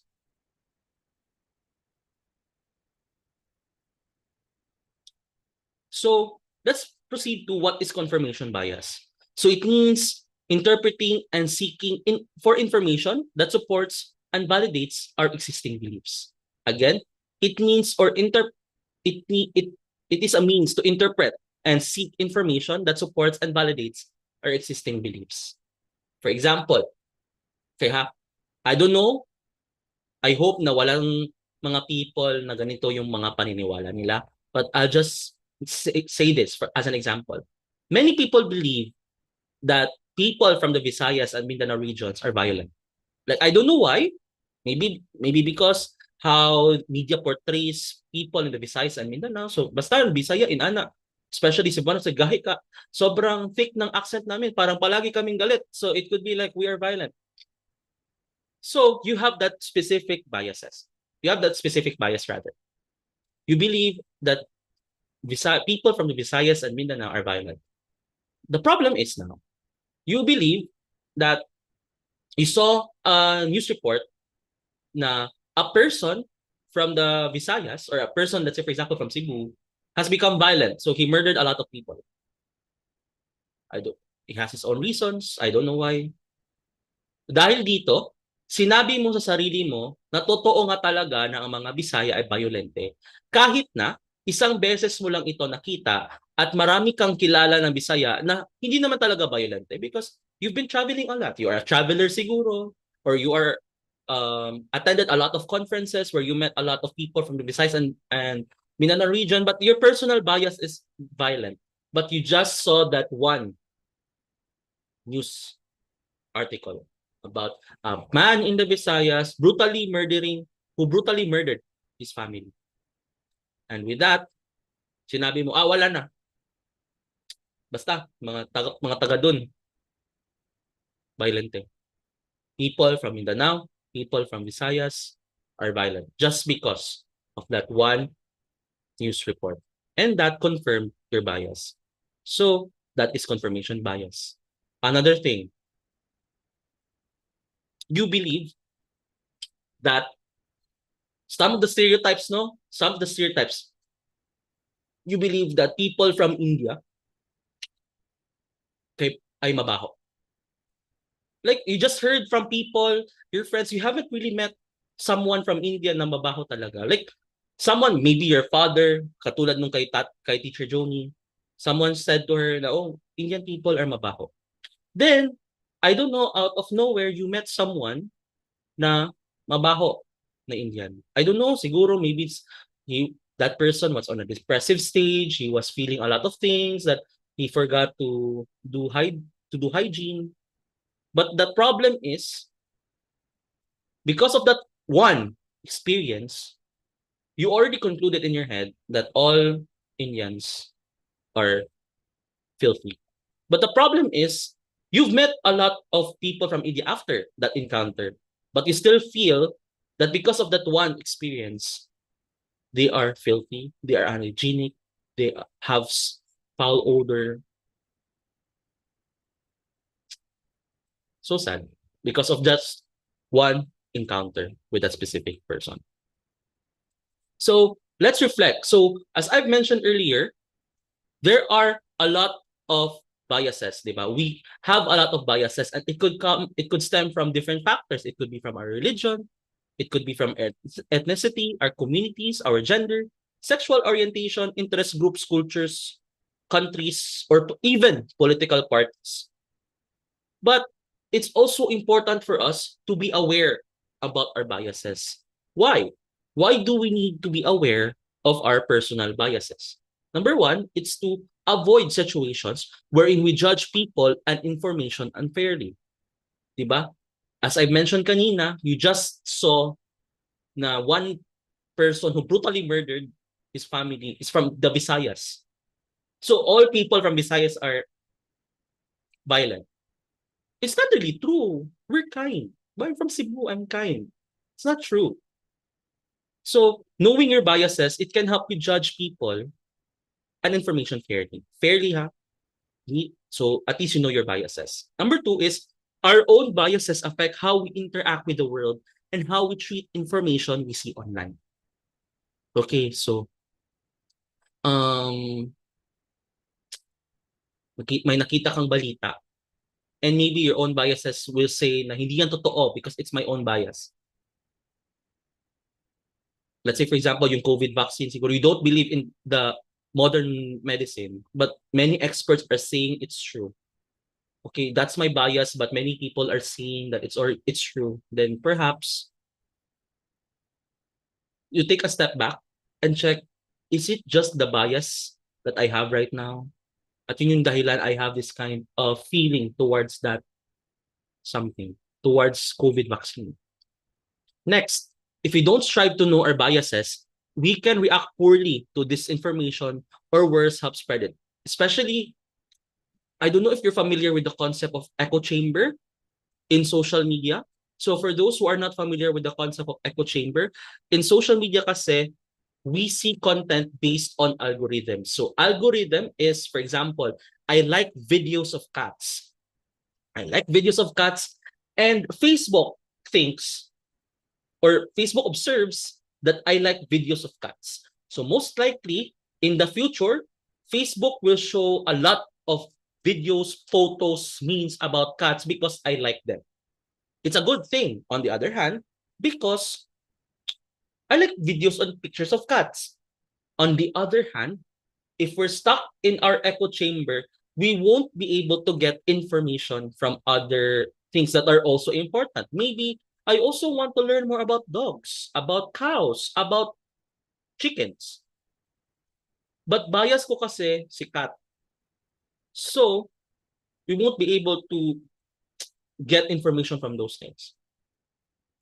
So, yun yung parang echo chamber. So, sometimes in social media, we are stuck, siguro, with our own echo chambers. And it's really important for us to get away from those echo chambers, to actively seek other types of information, to avoid disinformation. Kasi minsan din na siguro nabibigay si Facebook ng information about cat, pero it's misinformation. But the thing is, it's about cat. So yun yung pinapakita niya sa'yo. Okay? And lastly, self-awareness leads to learning and growth.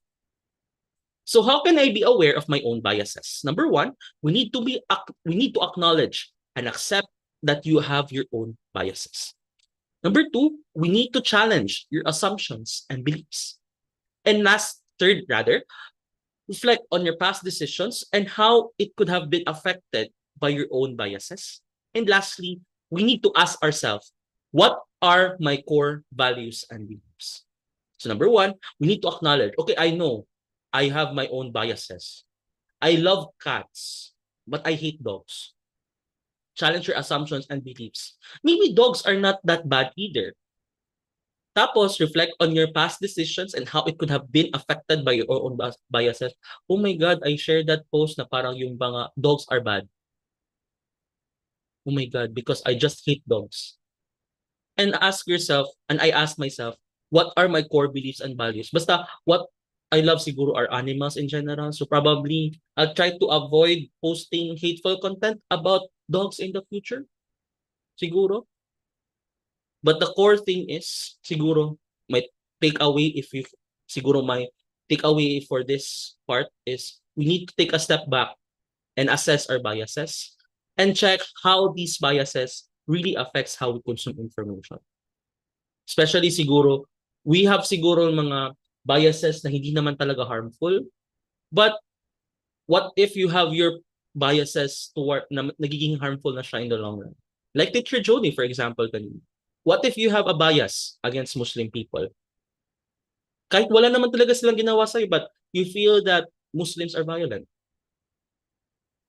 Or people from other religions.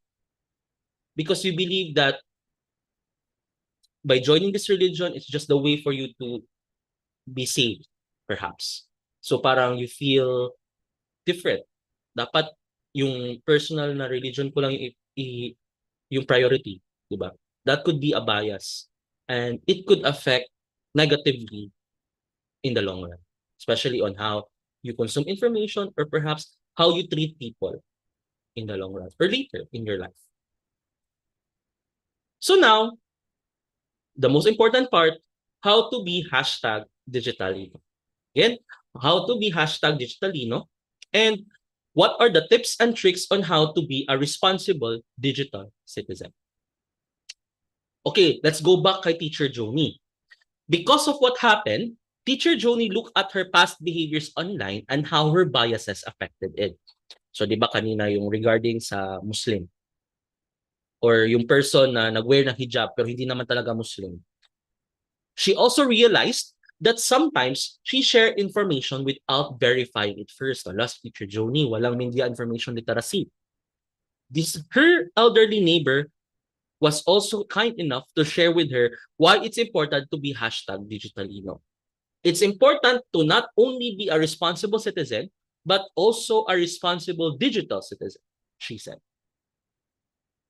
So what does it mean to be a responsible digital citizen? So number one, you need to be respectful. So you need to treat others the way they want to be treated. You do not steal copyright and intellectual property. Diba? Huwag kang maniniwala sa mga CTTO. Sa ano yan? Credits to the owner. You don't do that. Don't CTTO. As much as possible, if you can share the picture from the actual page, then share it. Don't just copy and steal. Okay? Next one is critical thinker. You think hard and fact check before clicking a link, like, comment, reply, or share any information online. You need to assess, is it really true ba? Did 3 reputable news organizations, credible, factual news organizations say that this information is true? Okay.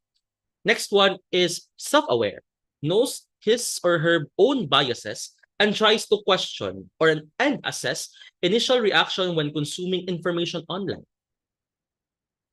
So I know my own biases. So for example, when I'm dealing with this type of information, I need to set aside my own biases. So for example, like Teacher Joni, so you don't believe anything agad-agad na Muslims are violent, you need to check your own biases. Stands up for what is right. Stands up to cyberbullying and disinformation when they see it happening. So diba, we need to help others din. Especially right now na parang malagi ng it's easy to troll online. Pangit, pangit, bobo. Yun, di ba? Yun yung mga usual na mga nakikita natin online. And you need to stand up for what is right. Use tech for good. You utilize technology and social media for positive impact, not to do anything bad. And lastly, you need to be safe. Protects private information for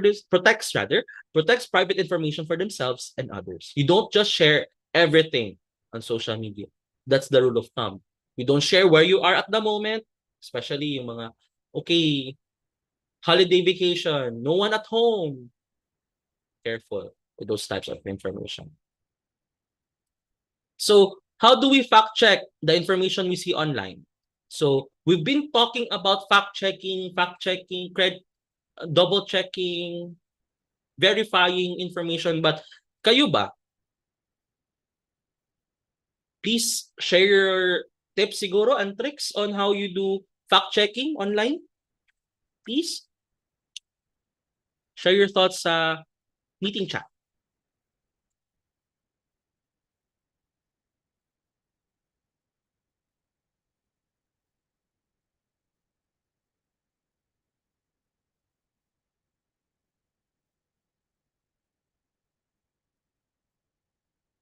Anyone?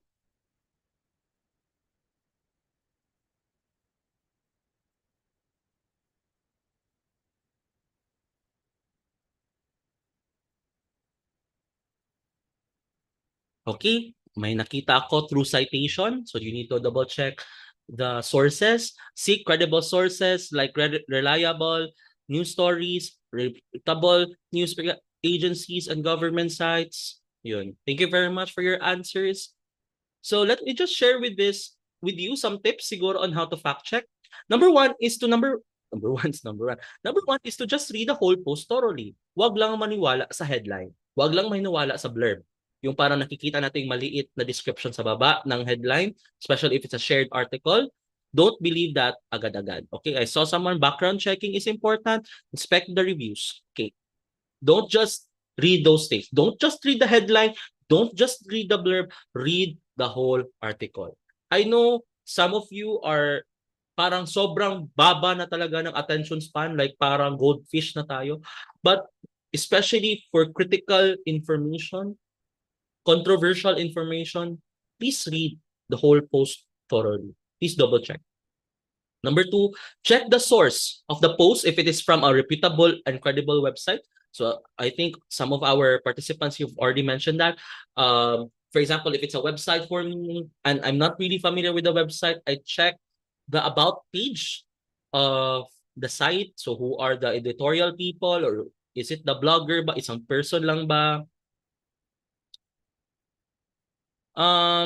Search for other articles from respectable media agencies regarding the post if they are saying the same thing. So, yeah, yun yung sinabi ko, the power of triangulation of sources. Check at least 3 sources, if kaya ng powers, at least 3 sources.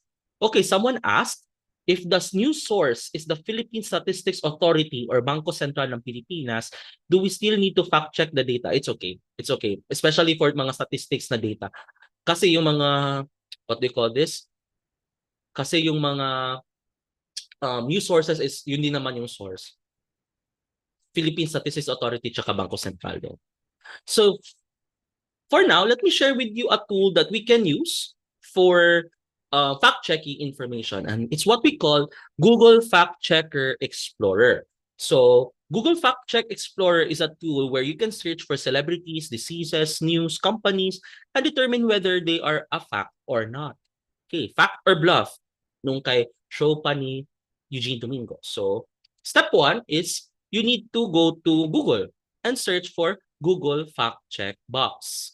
So, to find something is true or false about topics, news, or people, go to toolbox.google.com//fact check/export, or type in Google Fact Check box in Google and click the Fact Check Tools Google website. So, the first one, I don't know if you can see my mouse, basta the first link. Number 2, type in what you want to verify to see the latest fact checks links to your research. For example, you want to know if COVID is real or not. Number 3, the Google Fact Check Explorer will then give you results to your question or inquiry. In this example, we were given search results stating a claim by social media users stating that the COVID-19 pandemic is a lie. And after that, is a statement by USA Today rating this claim as false. And number 4, click on the link of the article to better understand, in this example, why the claim of COVID-19 being a hoax is not true. So let me stop sharing for a while and let me share with you the Google Fact Check Explorer.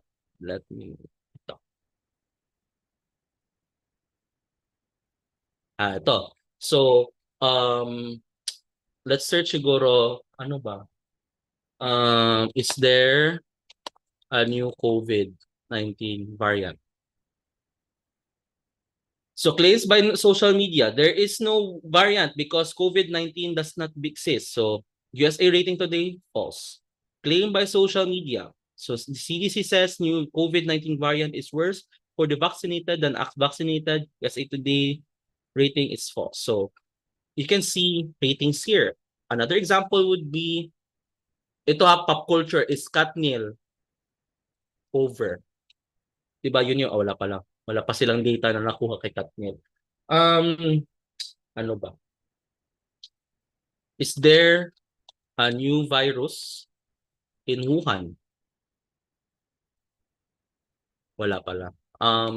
Can you share like some things that you want to verify siguro on Fact Check Explorer? Anyone? Ano ba? Rowan Atkinson na lang siguro. Yung example kanina, dead. So, Rowan Atkinson, the person who played Mr. Bean character died recently. So factly rating false. So the thing here is may mga news outlets talaga na nag verify if tama o mali ba yung mga pinopost na mga social media people na to. So, for example, Rowan Atkinson, aka Mr. Bean is dead, so on and so forth. So let me go back to my presentation.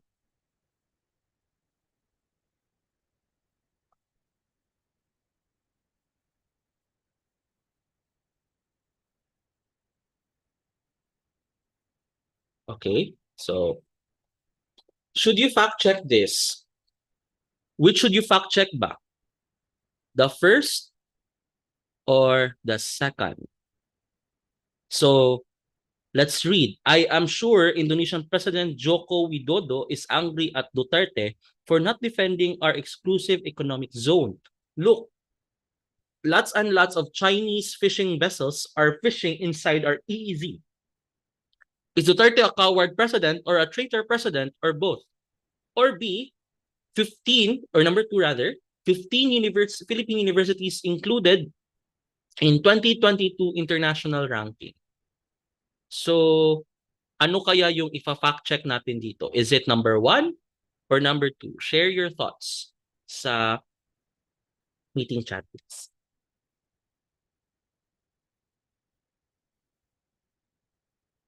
Anyone? Is it just 1 or 2?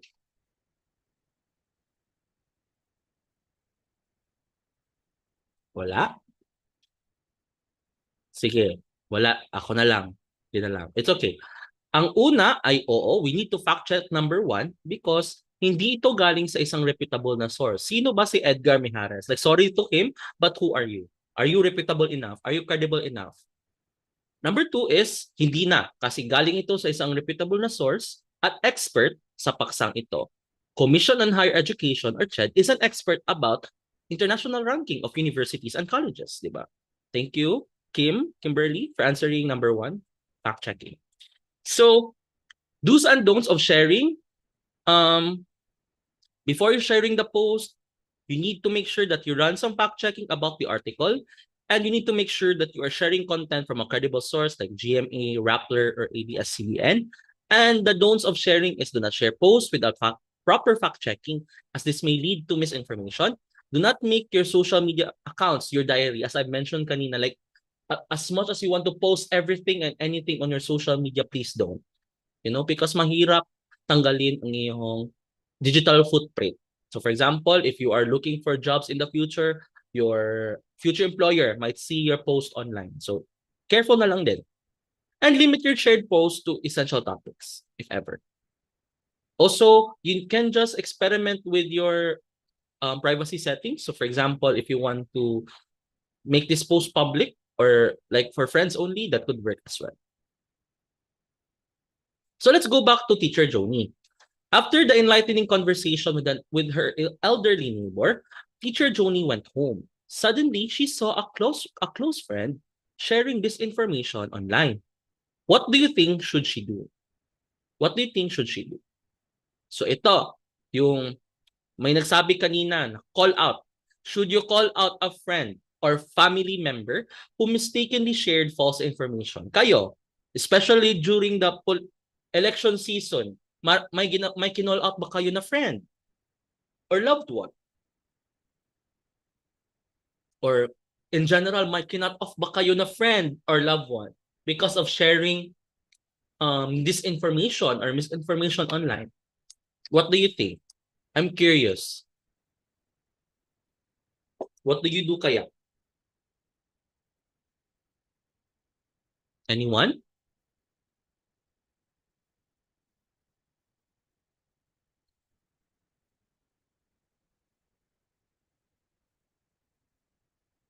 Wala? Sige. It's okay. So, for example, if you saw someone sharing or posting misinformation or disinformation online, here are some tips, no? You do you, kung gusto mo talagang maging prangka, You do you na lang din. Pero these are some tips na siguro to be safe, no? To be safe. Number one is you gently call out. Use a supportive and positive tone. Huwag kang mang-away. Siguro like, hoy, ano yung pinost mo? Parang fake news yun. Disinformation yun. Bawal yun. Ano lang, gentle ka lang. Like, uy, I saw na nag-post ka ng ano ha, misinformation. At I knew na parang hindi pala totoo yung shinare mo. So, careful ka lang naman. So, make sure you use I statements or instead of you. So, for example, I was curious about the thing you posted. So, I did some Googling and here's what I found. So, wag kang ikaw. You can focus on I in this scenario and don't panic. And don't take it personally if they start lashing out. Kasi 'di ba parang ang hirap din namang i-call out, 'di ba? Like, uy, hala, na-caught off guard ako. I-call out mo ako. So someone answered here na, no, kasi kailangan maging maingat po sa pagbibigay ng impormasyon to be safe. And yes, we should call it out, especially if the information gives false accusation but in a mannered way. So dapat gentle lang. Yun yung point ko. Okay, may pa-quiz tayo, no? Please be participative sana. I have some questions siguro kung ano yung gagawin dito. Please share your thoughts sa ating meeting chat. Malapit na tayong matapos. So, calling out scenarios. Your friend shares a misleading or tabloid article on Facebook. Okay, what do you say? Please share your thoughts ha sa meeting chat. A, I also saw the information you shared in my feed and was surprised when I read it. So I look for other articles and here's what I found. Or B, you shared something that needs to be verified. Or is it C, your post is wrong, take it down or I'll report you. Diba? Parang katakot naman. So what do you think? Okay. May nag-answer ng A, may nag-answer ng C, may nag-answer ng A. Okay, may nag-answer ng B. Okay, interesting answers. Okay, may nag-answer ng A, B. So, all choices ay parang represented, no? So, let me just share the answer. Hala, A. Bakit kaya A? What do you think? So, I also saw the information you shared online, no? In my feed and was surprised when I read it. So, I looked for other articles and here's what I found. So, for context na siguro, as I mentioned kanina, let's focus on I. So, focus on I. Like I showed, as much as possible, you need to avoid saying you. Kasi parang, oh my God, baka ma-feel nila caught off guard or parang na-corner sila siguro if magagamit ka ng you. So, careful lang ha, if ever. So, you decide to privately message your friend about their post. Okay ha, please share your thoughts. You decide to privately message your friend about their post after verifying that it is inaccurate. What do you do? Kaya, A, tell them you report their post. Or B, tell them that their post is wrong and misleading. Or C, tell them you saw their post and offer more accurate articles. So what do you think kaya? Okay, may nag-answer ng C.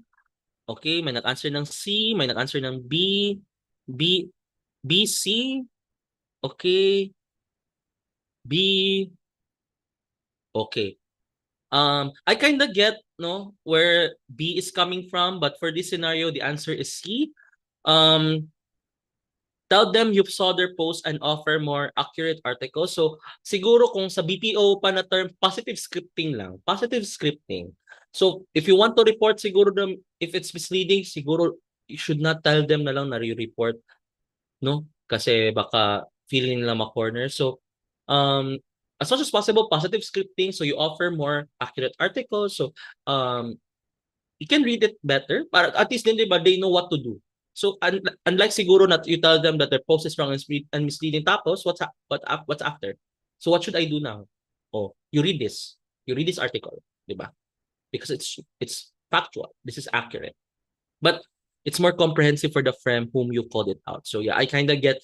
Pero technically, I kind of get din with number if you answered B. But siguro the reason siguro why the answer is C for this is at least you give your friend something to learn, no? Kasi kapag sinabihan mo lang sila ng wrong at misleading, so what's after? Okay, so I know that my post is wrong. Tapos, ano mangyayari? At least, diba, you provided some choices that you offered more accurate articles. So next is a satirical post by a stranger goes viral and ends up on your feed. Many of the users commenting ended up believing the post, which is very common nowadays. What do you do ba? Okay. You should A, privately message a stranger and ask them to take down a post, or B, comment on the overall post and show multiple accurate and verified articles on the situation, or C, comment and correct each user who also commented. What do you think kaya? Is it A, B, C? Parang all of them kind of correct, pero ano kaya yung best scenario siguro for this case? Okay. Okay, may nagsabi ng B, B, A, B. So may nag-B, may nag-A, may C ba? Let's see. Let's see if may nag-C. Okay, I saw some A, tapos B. Parang so far wala namang C. Okay, the answer is B. Okay. No, not privately message. Comment on the overall post and show multiple accurate and verified articles on the situation. Siguro not C, it's because it's very counterproductive. Like, ang dami mong time, di ba? Unless siguro kung wala ka talagang ginagawa tapos trip mo lang talaga mag-away, I can't blame you, then comment on everything. But siguro in general, is comment siguro on overall post because ang algorithm din naman, for example, if many people will like your comment or react to your comment, tapos it receives a lot of engagement, it could be on the top results of that post at lalabas siya. So, yung mga sasapawan mo yung parang naniniwala. Yung A siguro I kind of get din na it could be correct, but the problem is, for example, if na-take down yung post, mawawala na lang bigla yung post, tapos yung mga naniwala sa post, parang they feel na totoo talaga yun. Parang wala kasi siyang, ang term doon? Parang, it's just, parang nawala lang siya bigla, di ba? So, without any explanation, so parang totoo talaga yung nakita nila kapag bigla na lang siya nawala. So it's better siguro to provide an explanation of why it's not true para iba din yung isip ng mga nag-share ng Facebook post siguro. Okay? So how can you protect yourself online? So there are many ways. So let me just share some tips na lang din siguro. So as she was able to figure out, let's go back to Teacher Joni, to figure out how to properly call out to people who are victims of misinformation and disinformation online. She received a call from a friend crying Her friend told her she got scammed because she clicked a link about a job posting she received through a text. So yun yung mga sinasabi ko kanina na you receive a lot of texts na parang, what do you call this? Nanalo ka sa loto, may parcel kang nare-receive, may trabaho ka. And this was really prevalent, especially during the lockdown era. Diba? Yung mga, I don't know what happened during the time, but we received a lot of text messages like this during the time. Especially meron pa rin right now, pero sobrang prevalent talaga nung before. So, for you to be protected online, so here are some tips, no? Use strong passwords. So, I forgot what organization released that, but an organization released the most common passwords. So, wag mo nang gamitin yun, yung admin, I love you, I love admin 123, capital admin, admin exclamation point. Make sure to use strong passwords. If you can, you can use like password managers. Personally, what I do is I only memorize one password. And it's my password manager na password. So I don't know if you're familiar with LastPass. So LastPass is a password manager where you can store all your passwords there. The thing is, kasi yung mga passwords ko, for example, sa Facebook, sa Gmail, sa Twitter or X, it's just like a bunch of numbers and letters na hindi ko talaga ma-memorize. So, which is a good thing, di ba? Kasi I don't know that, I don't know the passwords. I just memorized the LastPass master password para when I open LastPass rather, it will give me the password to all my accounts. So yun, you can use password managers. I think Google also has a password manager, but you can feel free to research on what suits you talaga. Don't provide personal information to strangers. So careful, especially na parang nag-share ka ng, share mo, may mga posts online na, uy, share ka naman ng last name ng lola mo or first name ng lola mo. Pero di ba, these are some of the security questions that that social media or like websites ask to secure your account. So be careful on what you share online. Also, don't click on strange looking links. So, for example, if the link is parang hindi siya reputable, then as much as possible, avoid it. Or if it was shared by a not parang hindi credible na page, so careful na lang din talaga. Also, update your devices. So, the reason for updating your devices is you get updated security patches. So, your devices are more secure. So, if, for example, if kaya pa ng iPhone mo or yung nung Android mo to receive updates and update them as soon as possible as you get them. And lastly, call the company or bank and verify if the text or email you receive is legitimate. If parang nanalo ka sa lotto or something like totoo ba to, pero hindi naman ako bumili ng ticket. So most probably it's not really true. So the types of scams that you usually receive is romance scams, yung parang, uy, I'm looking for a sugar baby. I don't know if you receive those kinds of messages. For example, if you have WhatsApp, like, oh my God, I'm looking for a sugar baby, I will give you money. Like, it's too good to be true. Even though we want money faster, pero hindi naman totoo yun. Next one is text scams. Ma, nakitext lang ako. It was very common, especially the lockdown times. Loadan mo ako ng 500. Ito yung Globe number. Dito na sa akin ang bayad, ma, now na. So, siguro, for example, if you receive these kinds of texts, confirm it with your mother. Like, sure ka ba talaga na na-aksidente ka or something? Kasi di ba yun yung mga usual na text for this kind, like, ma, na-aksidente ako, bigyan mo ko ng load.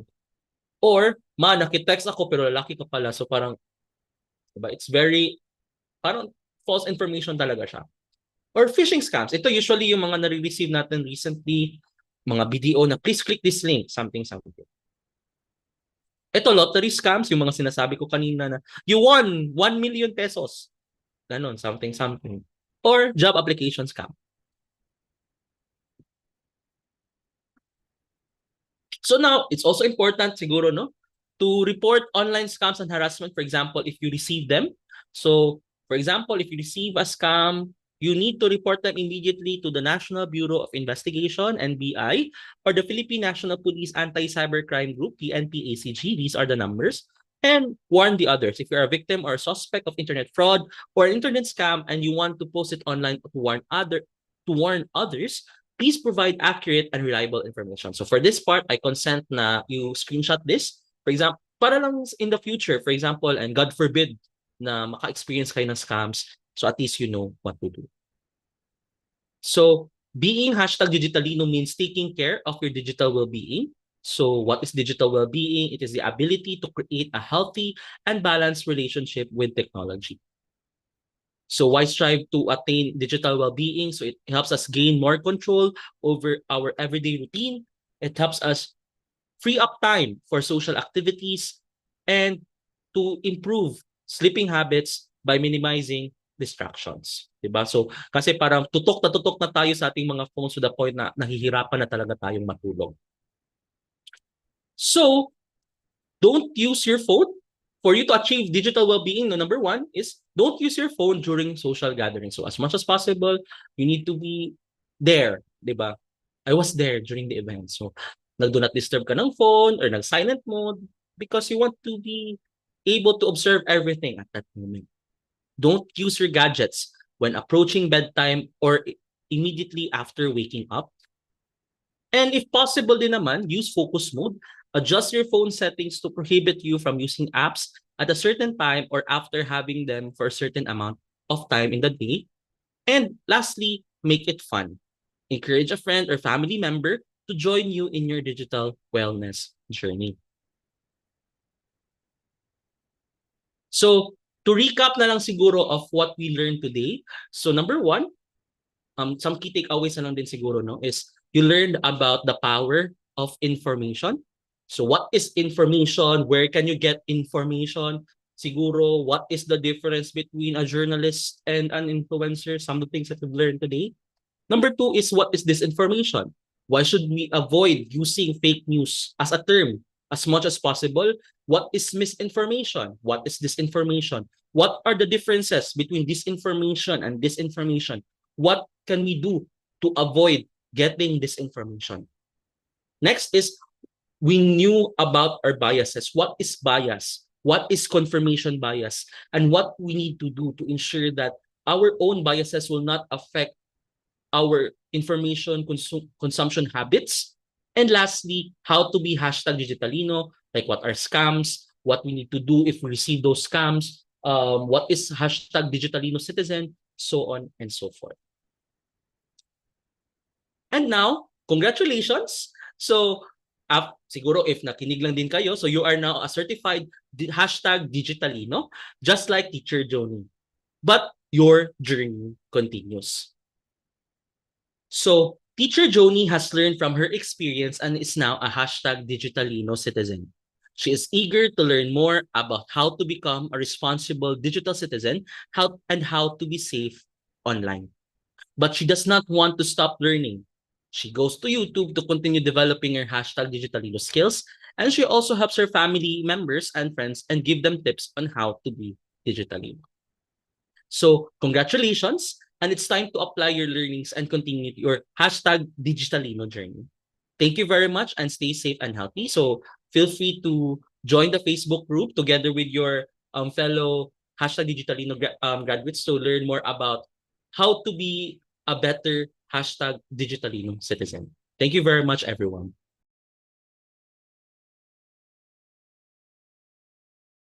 Okay, thank you so much, Sir MJ. So that was a very informative, and also it's like an orientation to be better at being digitally aware and digitally good individual, especially that now internet has already penetrated most of our lives, and our technologies as well has already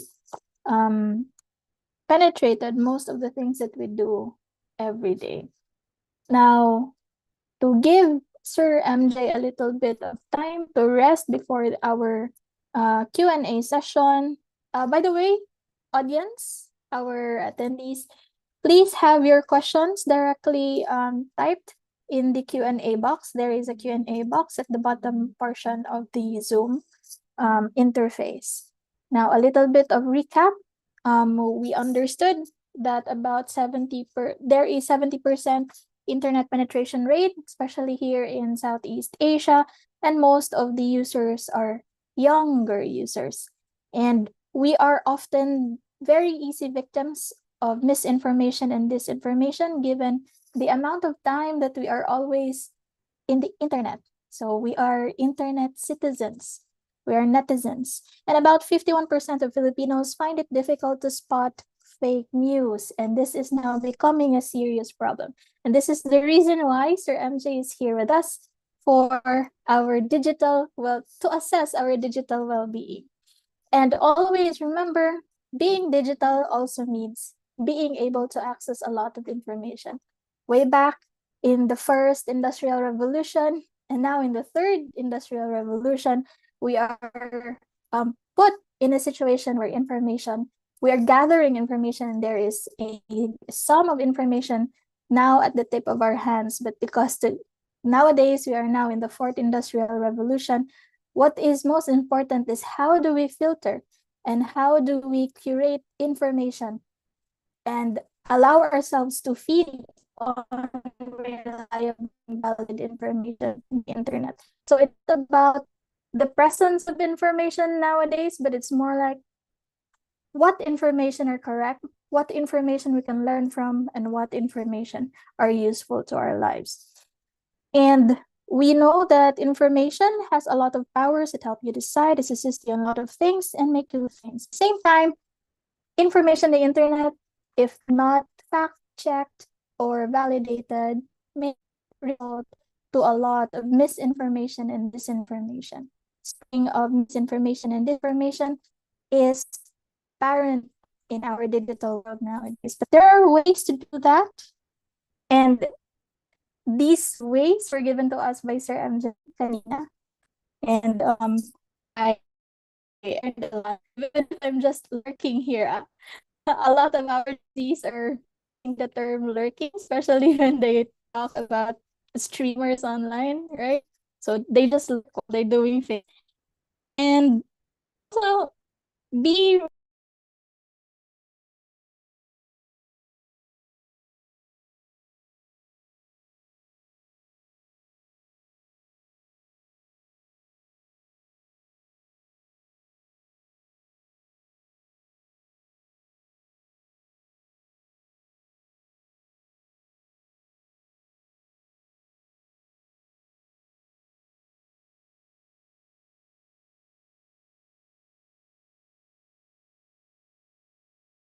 Back, Miss Jera. I think she lost her connection, but she's back here. I'm back. I'm back. Kasi umuulan dito sa Los Baños. Grabe yung ulan this past few weeks. It's actually winter over here, and that's why I'm in my winter dress. So going back, again, this information can drastically change or influence politics, violent extremism, and other types of information and facilities, digital facilities that we know of. Also, it is important for us to understand our biases and to be self-aware, because this is the only way that we can actually proceed with the information as well as digest the information that we get properly. So things that you need to know about your biases is that knowing your biases will allow you to treat information fairly and allow you to interact properly with the information and the world and how we treat the information we get online. And then lastly, if you are a digital citizen, make sure that when you interact with individuals and other or communities digitally, especially through information, be respectful, be a critical thinker, be aware of your biases, and stand up what is right, as well as use technology for good.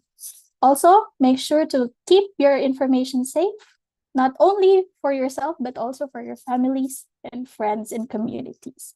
So these are just few of the things that I was able to gather from what Sir MJ actually delivered to us today. And I do hope that everyone also have a good learning experience, just like I do. Now, I think Sir MJ is now ready for more question to answer. So if you have questions, kindly put it in our Q&A box. Miss Je, I Yes. think there is a question. This was directly messaged from Sir Jesse. What will be the role of digital literacy in the onset proliferation of AI in the academe or education sector? Mhm. Okay, so for example, if you have digital literacy, it will help you because you have the tools to double check information online. So I think um, AI, to be honest, for me is really another issue because it's really easy for you to generate like false content online. But at least, for example, if you have digital literacy, you know what you need to do. You can go to the Google fact check toolbox to search if the information that you saw online is true or not. You also already know to verify the information that you saw from reputable news sources at least 3 times, three different reputable sources online to ensure that the information is factual. So because you already have the digital literacy tools, it will really help you filter information, especially with the rise of AI nowadays. Yes, sir. So be aware that also AI, specifically your sentence and paragraph, how do you call Yeah, this, sir? AI, generating AI takes from on a generative AI. pool of information coming from the internet. There is this one because I really like this game. I don't know if everyone also some of us also play this game. This is Genshin Impact. If you know that game, sir. And then I like looking at information Ah, regarding yeah. Genshin Impact. Now, if you ask ChatGPT about a character and its love interest, it would come up specifically to another character who in the story is not really the love interest of the character that you're searching for. The reason behind that is that since generative AI like ChatGPT takes from a pool of information that is it uses algorithm which also looks at the massive data. If there is a massive data of false information, generative AI would call it as truth because it just compounds all of those information that are available and is being what is being carried off as most massive in terms of number will be considered as the truth. So it is not just about us being digesters of data.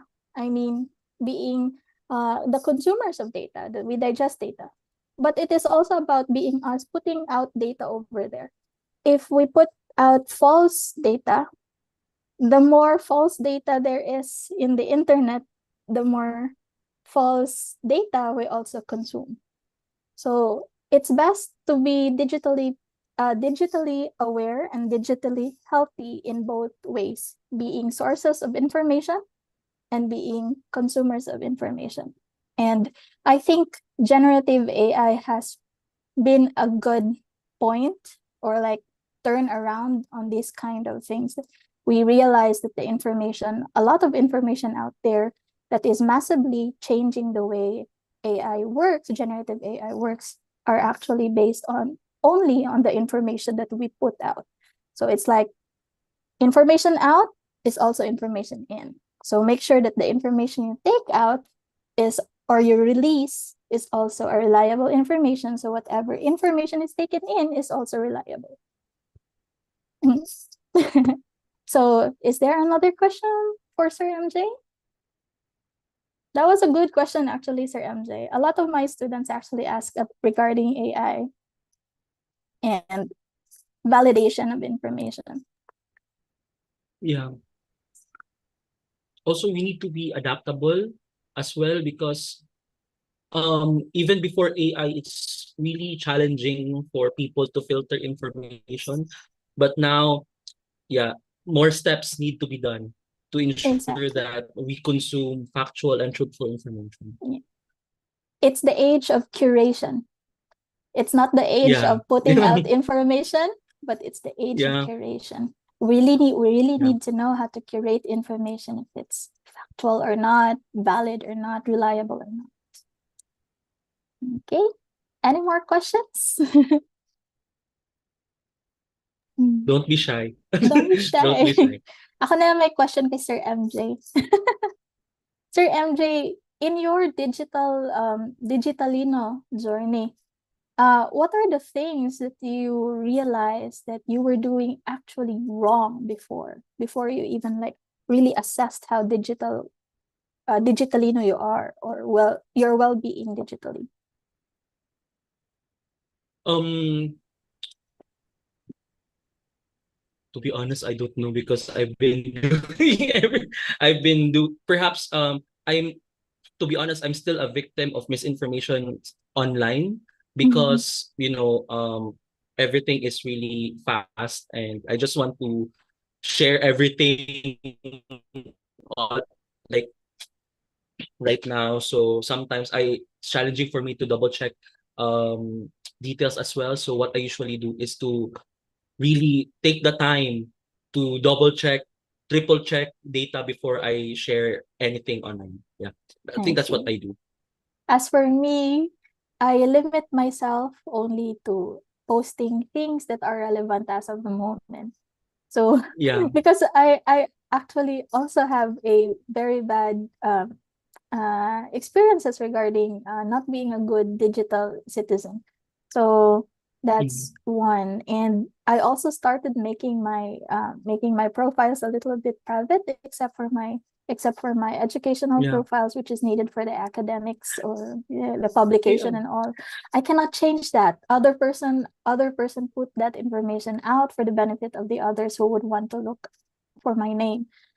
However, But everyone yeah. here, you have the option to change your profile into a more private one and to, you know, share information to people whom you are or your community that you are very much in dealing with, and not publicly, because again, too much information out there is also bad, especially about Yeah. personal I kind information. of I kind of agree with what you said, Miss K. I have two Facebook accounts. So I have a professional one for my students. So that's where I create my GCs with my students, with my Nice. colleagues. And I also have my own personal like Facebook where I share like anything and everything because they are my friends. So I Mm, personally know them or I met them at least once. So I share there my memes, but because I'm really sure that it won't get out because it's my personal account. My privacy settings is for friends only. mm, But for my Facebook account, my work Facebook account, my post access was for everyone. So I kinda filter what I share there online. So I think it's for if we have teachers here that could also work as well. Like you can separate your work persona from your like personal persona online if it works for you. It's time consuming, but I guess it works for me. And I think I also like what with what you said that you need to really filter on what you share online because of the concept of digital footprint. So be careful with what you post because your future employers or your future partners in the future will see what you've been saying even though it was like posted 10 mm. years ago. So Exactly. yeah. These are part of the digital legacies. So most of the time, these are just like Yeah. imprints and caches that you cannot easily like erase Mm. on your own because these are stored somewhere else. Yeah. So that's it. Mm. Someone Uh, messaged me the ay na AI systems are prone to errors due to limitations in understanding context, nuances, and cultural cultures. references. So, for example, they may generate inaccurate information or fail to detect Biases. bias in content. So, I think I kind of agree with that, especially with AI that generate for if you search for Asian people on those kinds of platforms, they usually like share like those with Asian descent, Yes. Chinese descent rather, like Mhm. chinky eyes. So that's what Yeah. they think, or that's what AI thinks what Asian is. So I kind Yeah. of agree with what Sir has messaged me that it's AI does not really know what bias really is. Exactly. It does not know. It only takes in stereotypical information based on the massive data that it gathers. No? It's like a forest Yeah. of data that it gathers. And they take it from the information we also put out in the internet. Also regarding that matter, um, yes, yes, it's kind of true because another thing regarding biases is that um, the reason why we should believe journalists and journalism brands or brands of news, those that are reputable and credible, most of the writers, especially the journalists who writes also make or present news, have their works edited and go through a lot of rereadings from their editors to make sure that they are sound and reliable and good to consume by their audiences. And that's the reason why journalists were trained to look for these things in writing so that it's it's sound for everyone to consume. So again, because I pointed back to what Sir MJ said about journalists and influencers. These are two different things. One is trained to do things, they follow a specific code, and their works are sound because it runs through a lot of fact checking and validation as well as writing, and to make it sound and better to consume by the audience. So I think that's it. Okay. So, Sir MJ, before we wrap up, I will present to you your certificate. Okay. Thank you so much, Noel. This certificate of recognition is proudly given to Professor Maurice G.T. and Delia Esther for sharing her invaluable time and expertise as resource speaker in the webinar Digitalino, Starting Your Journey Towards Digital Literacy, today, November 29, 2023, via Zoom. And this was signed by our dear TLRC Director, Professor Natividad Estelior. So, Sir MJ, thank you so much Thank you very much. for volunteering at the TLRC. I'm also very happy to be back hosting this webinar. So, for everyone, be sure to do your evaluation, and these are your reminders. Our evaluation and processing of e-certificates are automated. Please make sure to type in the correct spelling of your name since this will reflect on your e-certificate. Type the correct spelling of your name. Also, please be mindful in typing your email address because it is where you will get or receive your certificates. We suggest that you keep a copy of your response in the evaluation for you to verify if you have made mistakes. Always click send me a copy of my responses before submitting. And normally, it takes less than 3 minutes after submitting to receive your certificate. Should you not be able to receive it by 5 p.m. today, just send a reply message with your concern to the confirmation email that we sent. And that is from the lrc.upcebu@up.edu.ph. And we will manually send the certificate on the next working day. Okay, now make sure also to evaluate within 10 minutes because the evaluation link is only open for 10 minutes.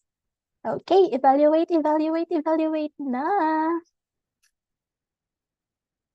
Sir MJ, how was your experience? It was awesome. It was awesome. I'm really looking forward to sharing or talking about digital literacy or new media in general in the future because Yeah. that's really my focus. So probably maybe in the future TikTok and journalism because Oh, those are some of my interests. I'm very excited on that. Also wanted to learn. I always wanted to host TLRC webinars because of the things that I learned from here. And I often the experiences also of the speakers also, if they talk a bit more about their experiences regarding their expertise, it's so amazing, it's so awesome, just like what you did today, Sir MJ. And I hope volunteer more in TLRC. Sure. Puhon. Pohon. So everyone, we have a term in Cebuano called pohon or soon, or how it's an expression, Sir MJ, right? Pohon maayong lawas. Puhon mang lawas. Or in the future. In the future. Or Sir MJ will be back in the future as long as God gives him good health to be with us. Okay. Yes. Noel, how are you? Hi, Miss J. Okay, Rob. Hi. With the new office, I'll just take up. This is your volunteer work now Yeah, as well, Yes. Noel. Yes. Hi, Miss Yeah, Nati. I'm Miss Noel. Hello. I'd like to thank you, Sir MJ, once again, and Miss Jera for always supporting TLRC. Also, Miss Noel. Miss Noel, Yes, salamat guys. miss. Nag-post ng hiring. Thank you So, for helping us. malapit na yan. Yes. Charot. Malapit na. Yeah, Okay. please. Thank you so Okay. much. So, Noel, let's have a little bit of photo op with the participants, I think. Okay, miss. Miss Hazel, okay na ba? Yes. Okay. My dear participants, kindly open your Open your camera if you are willing to do so, and let's have a little bit of an photo op. Should we close the live stream now?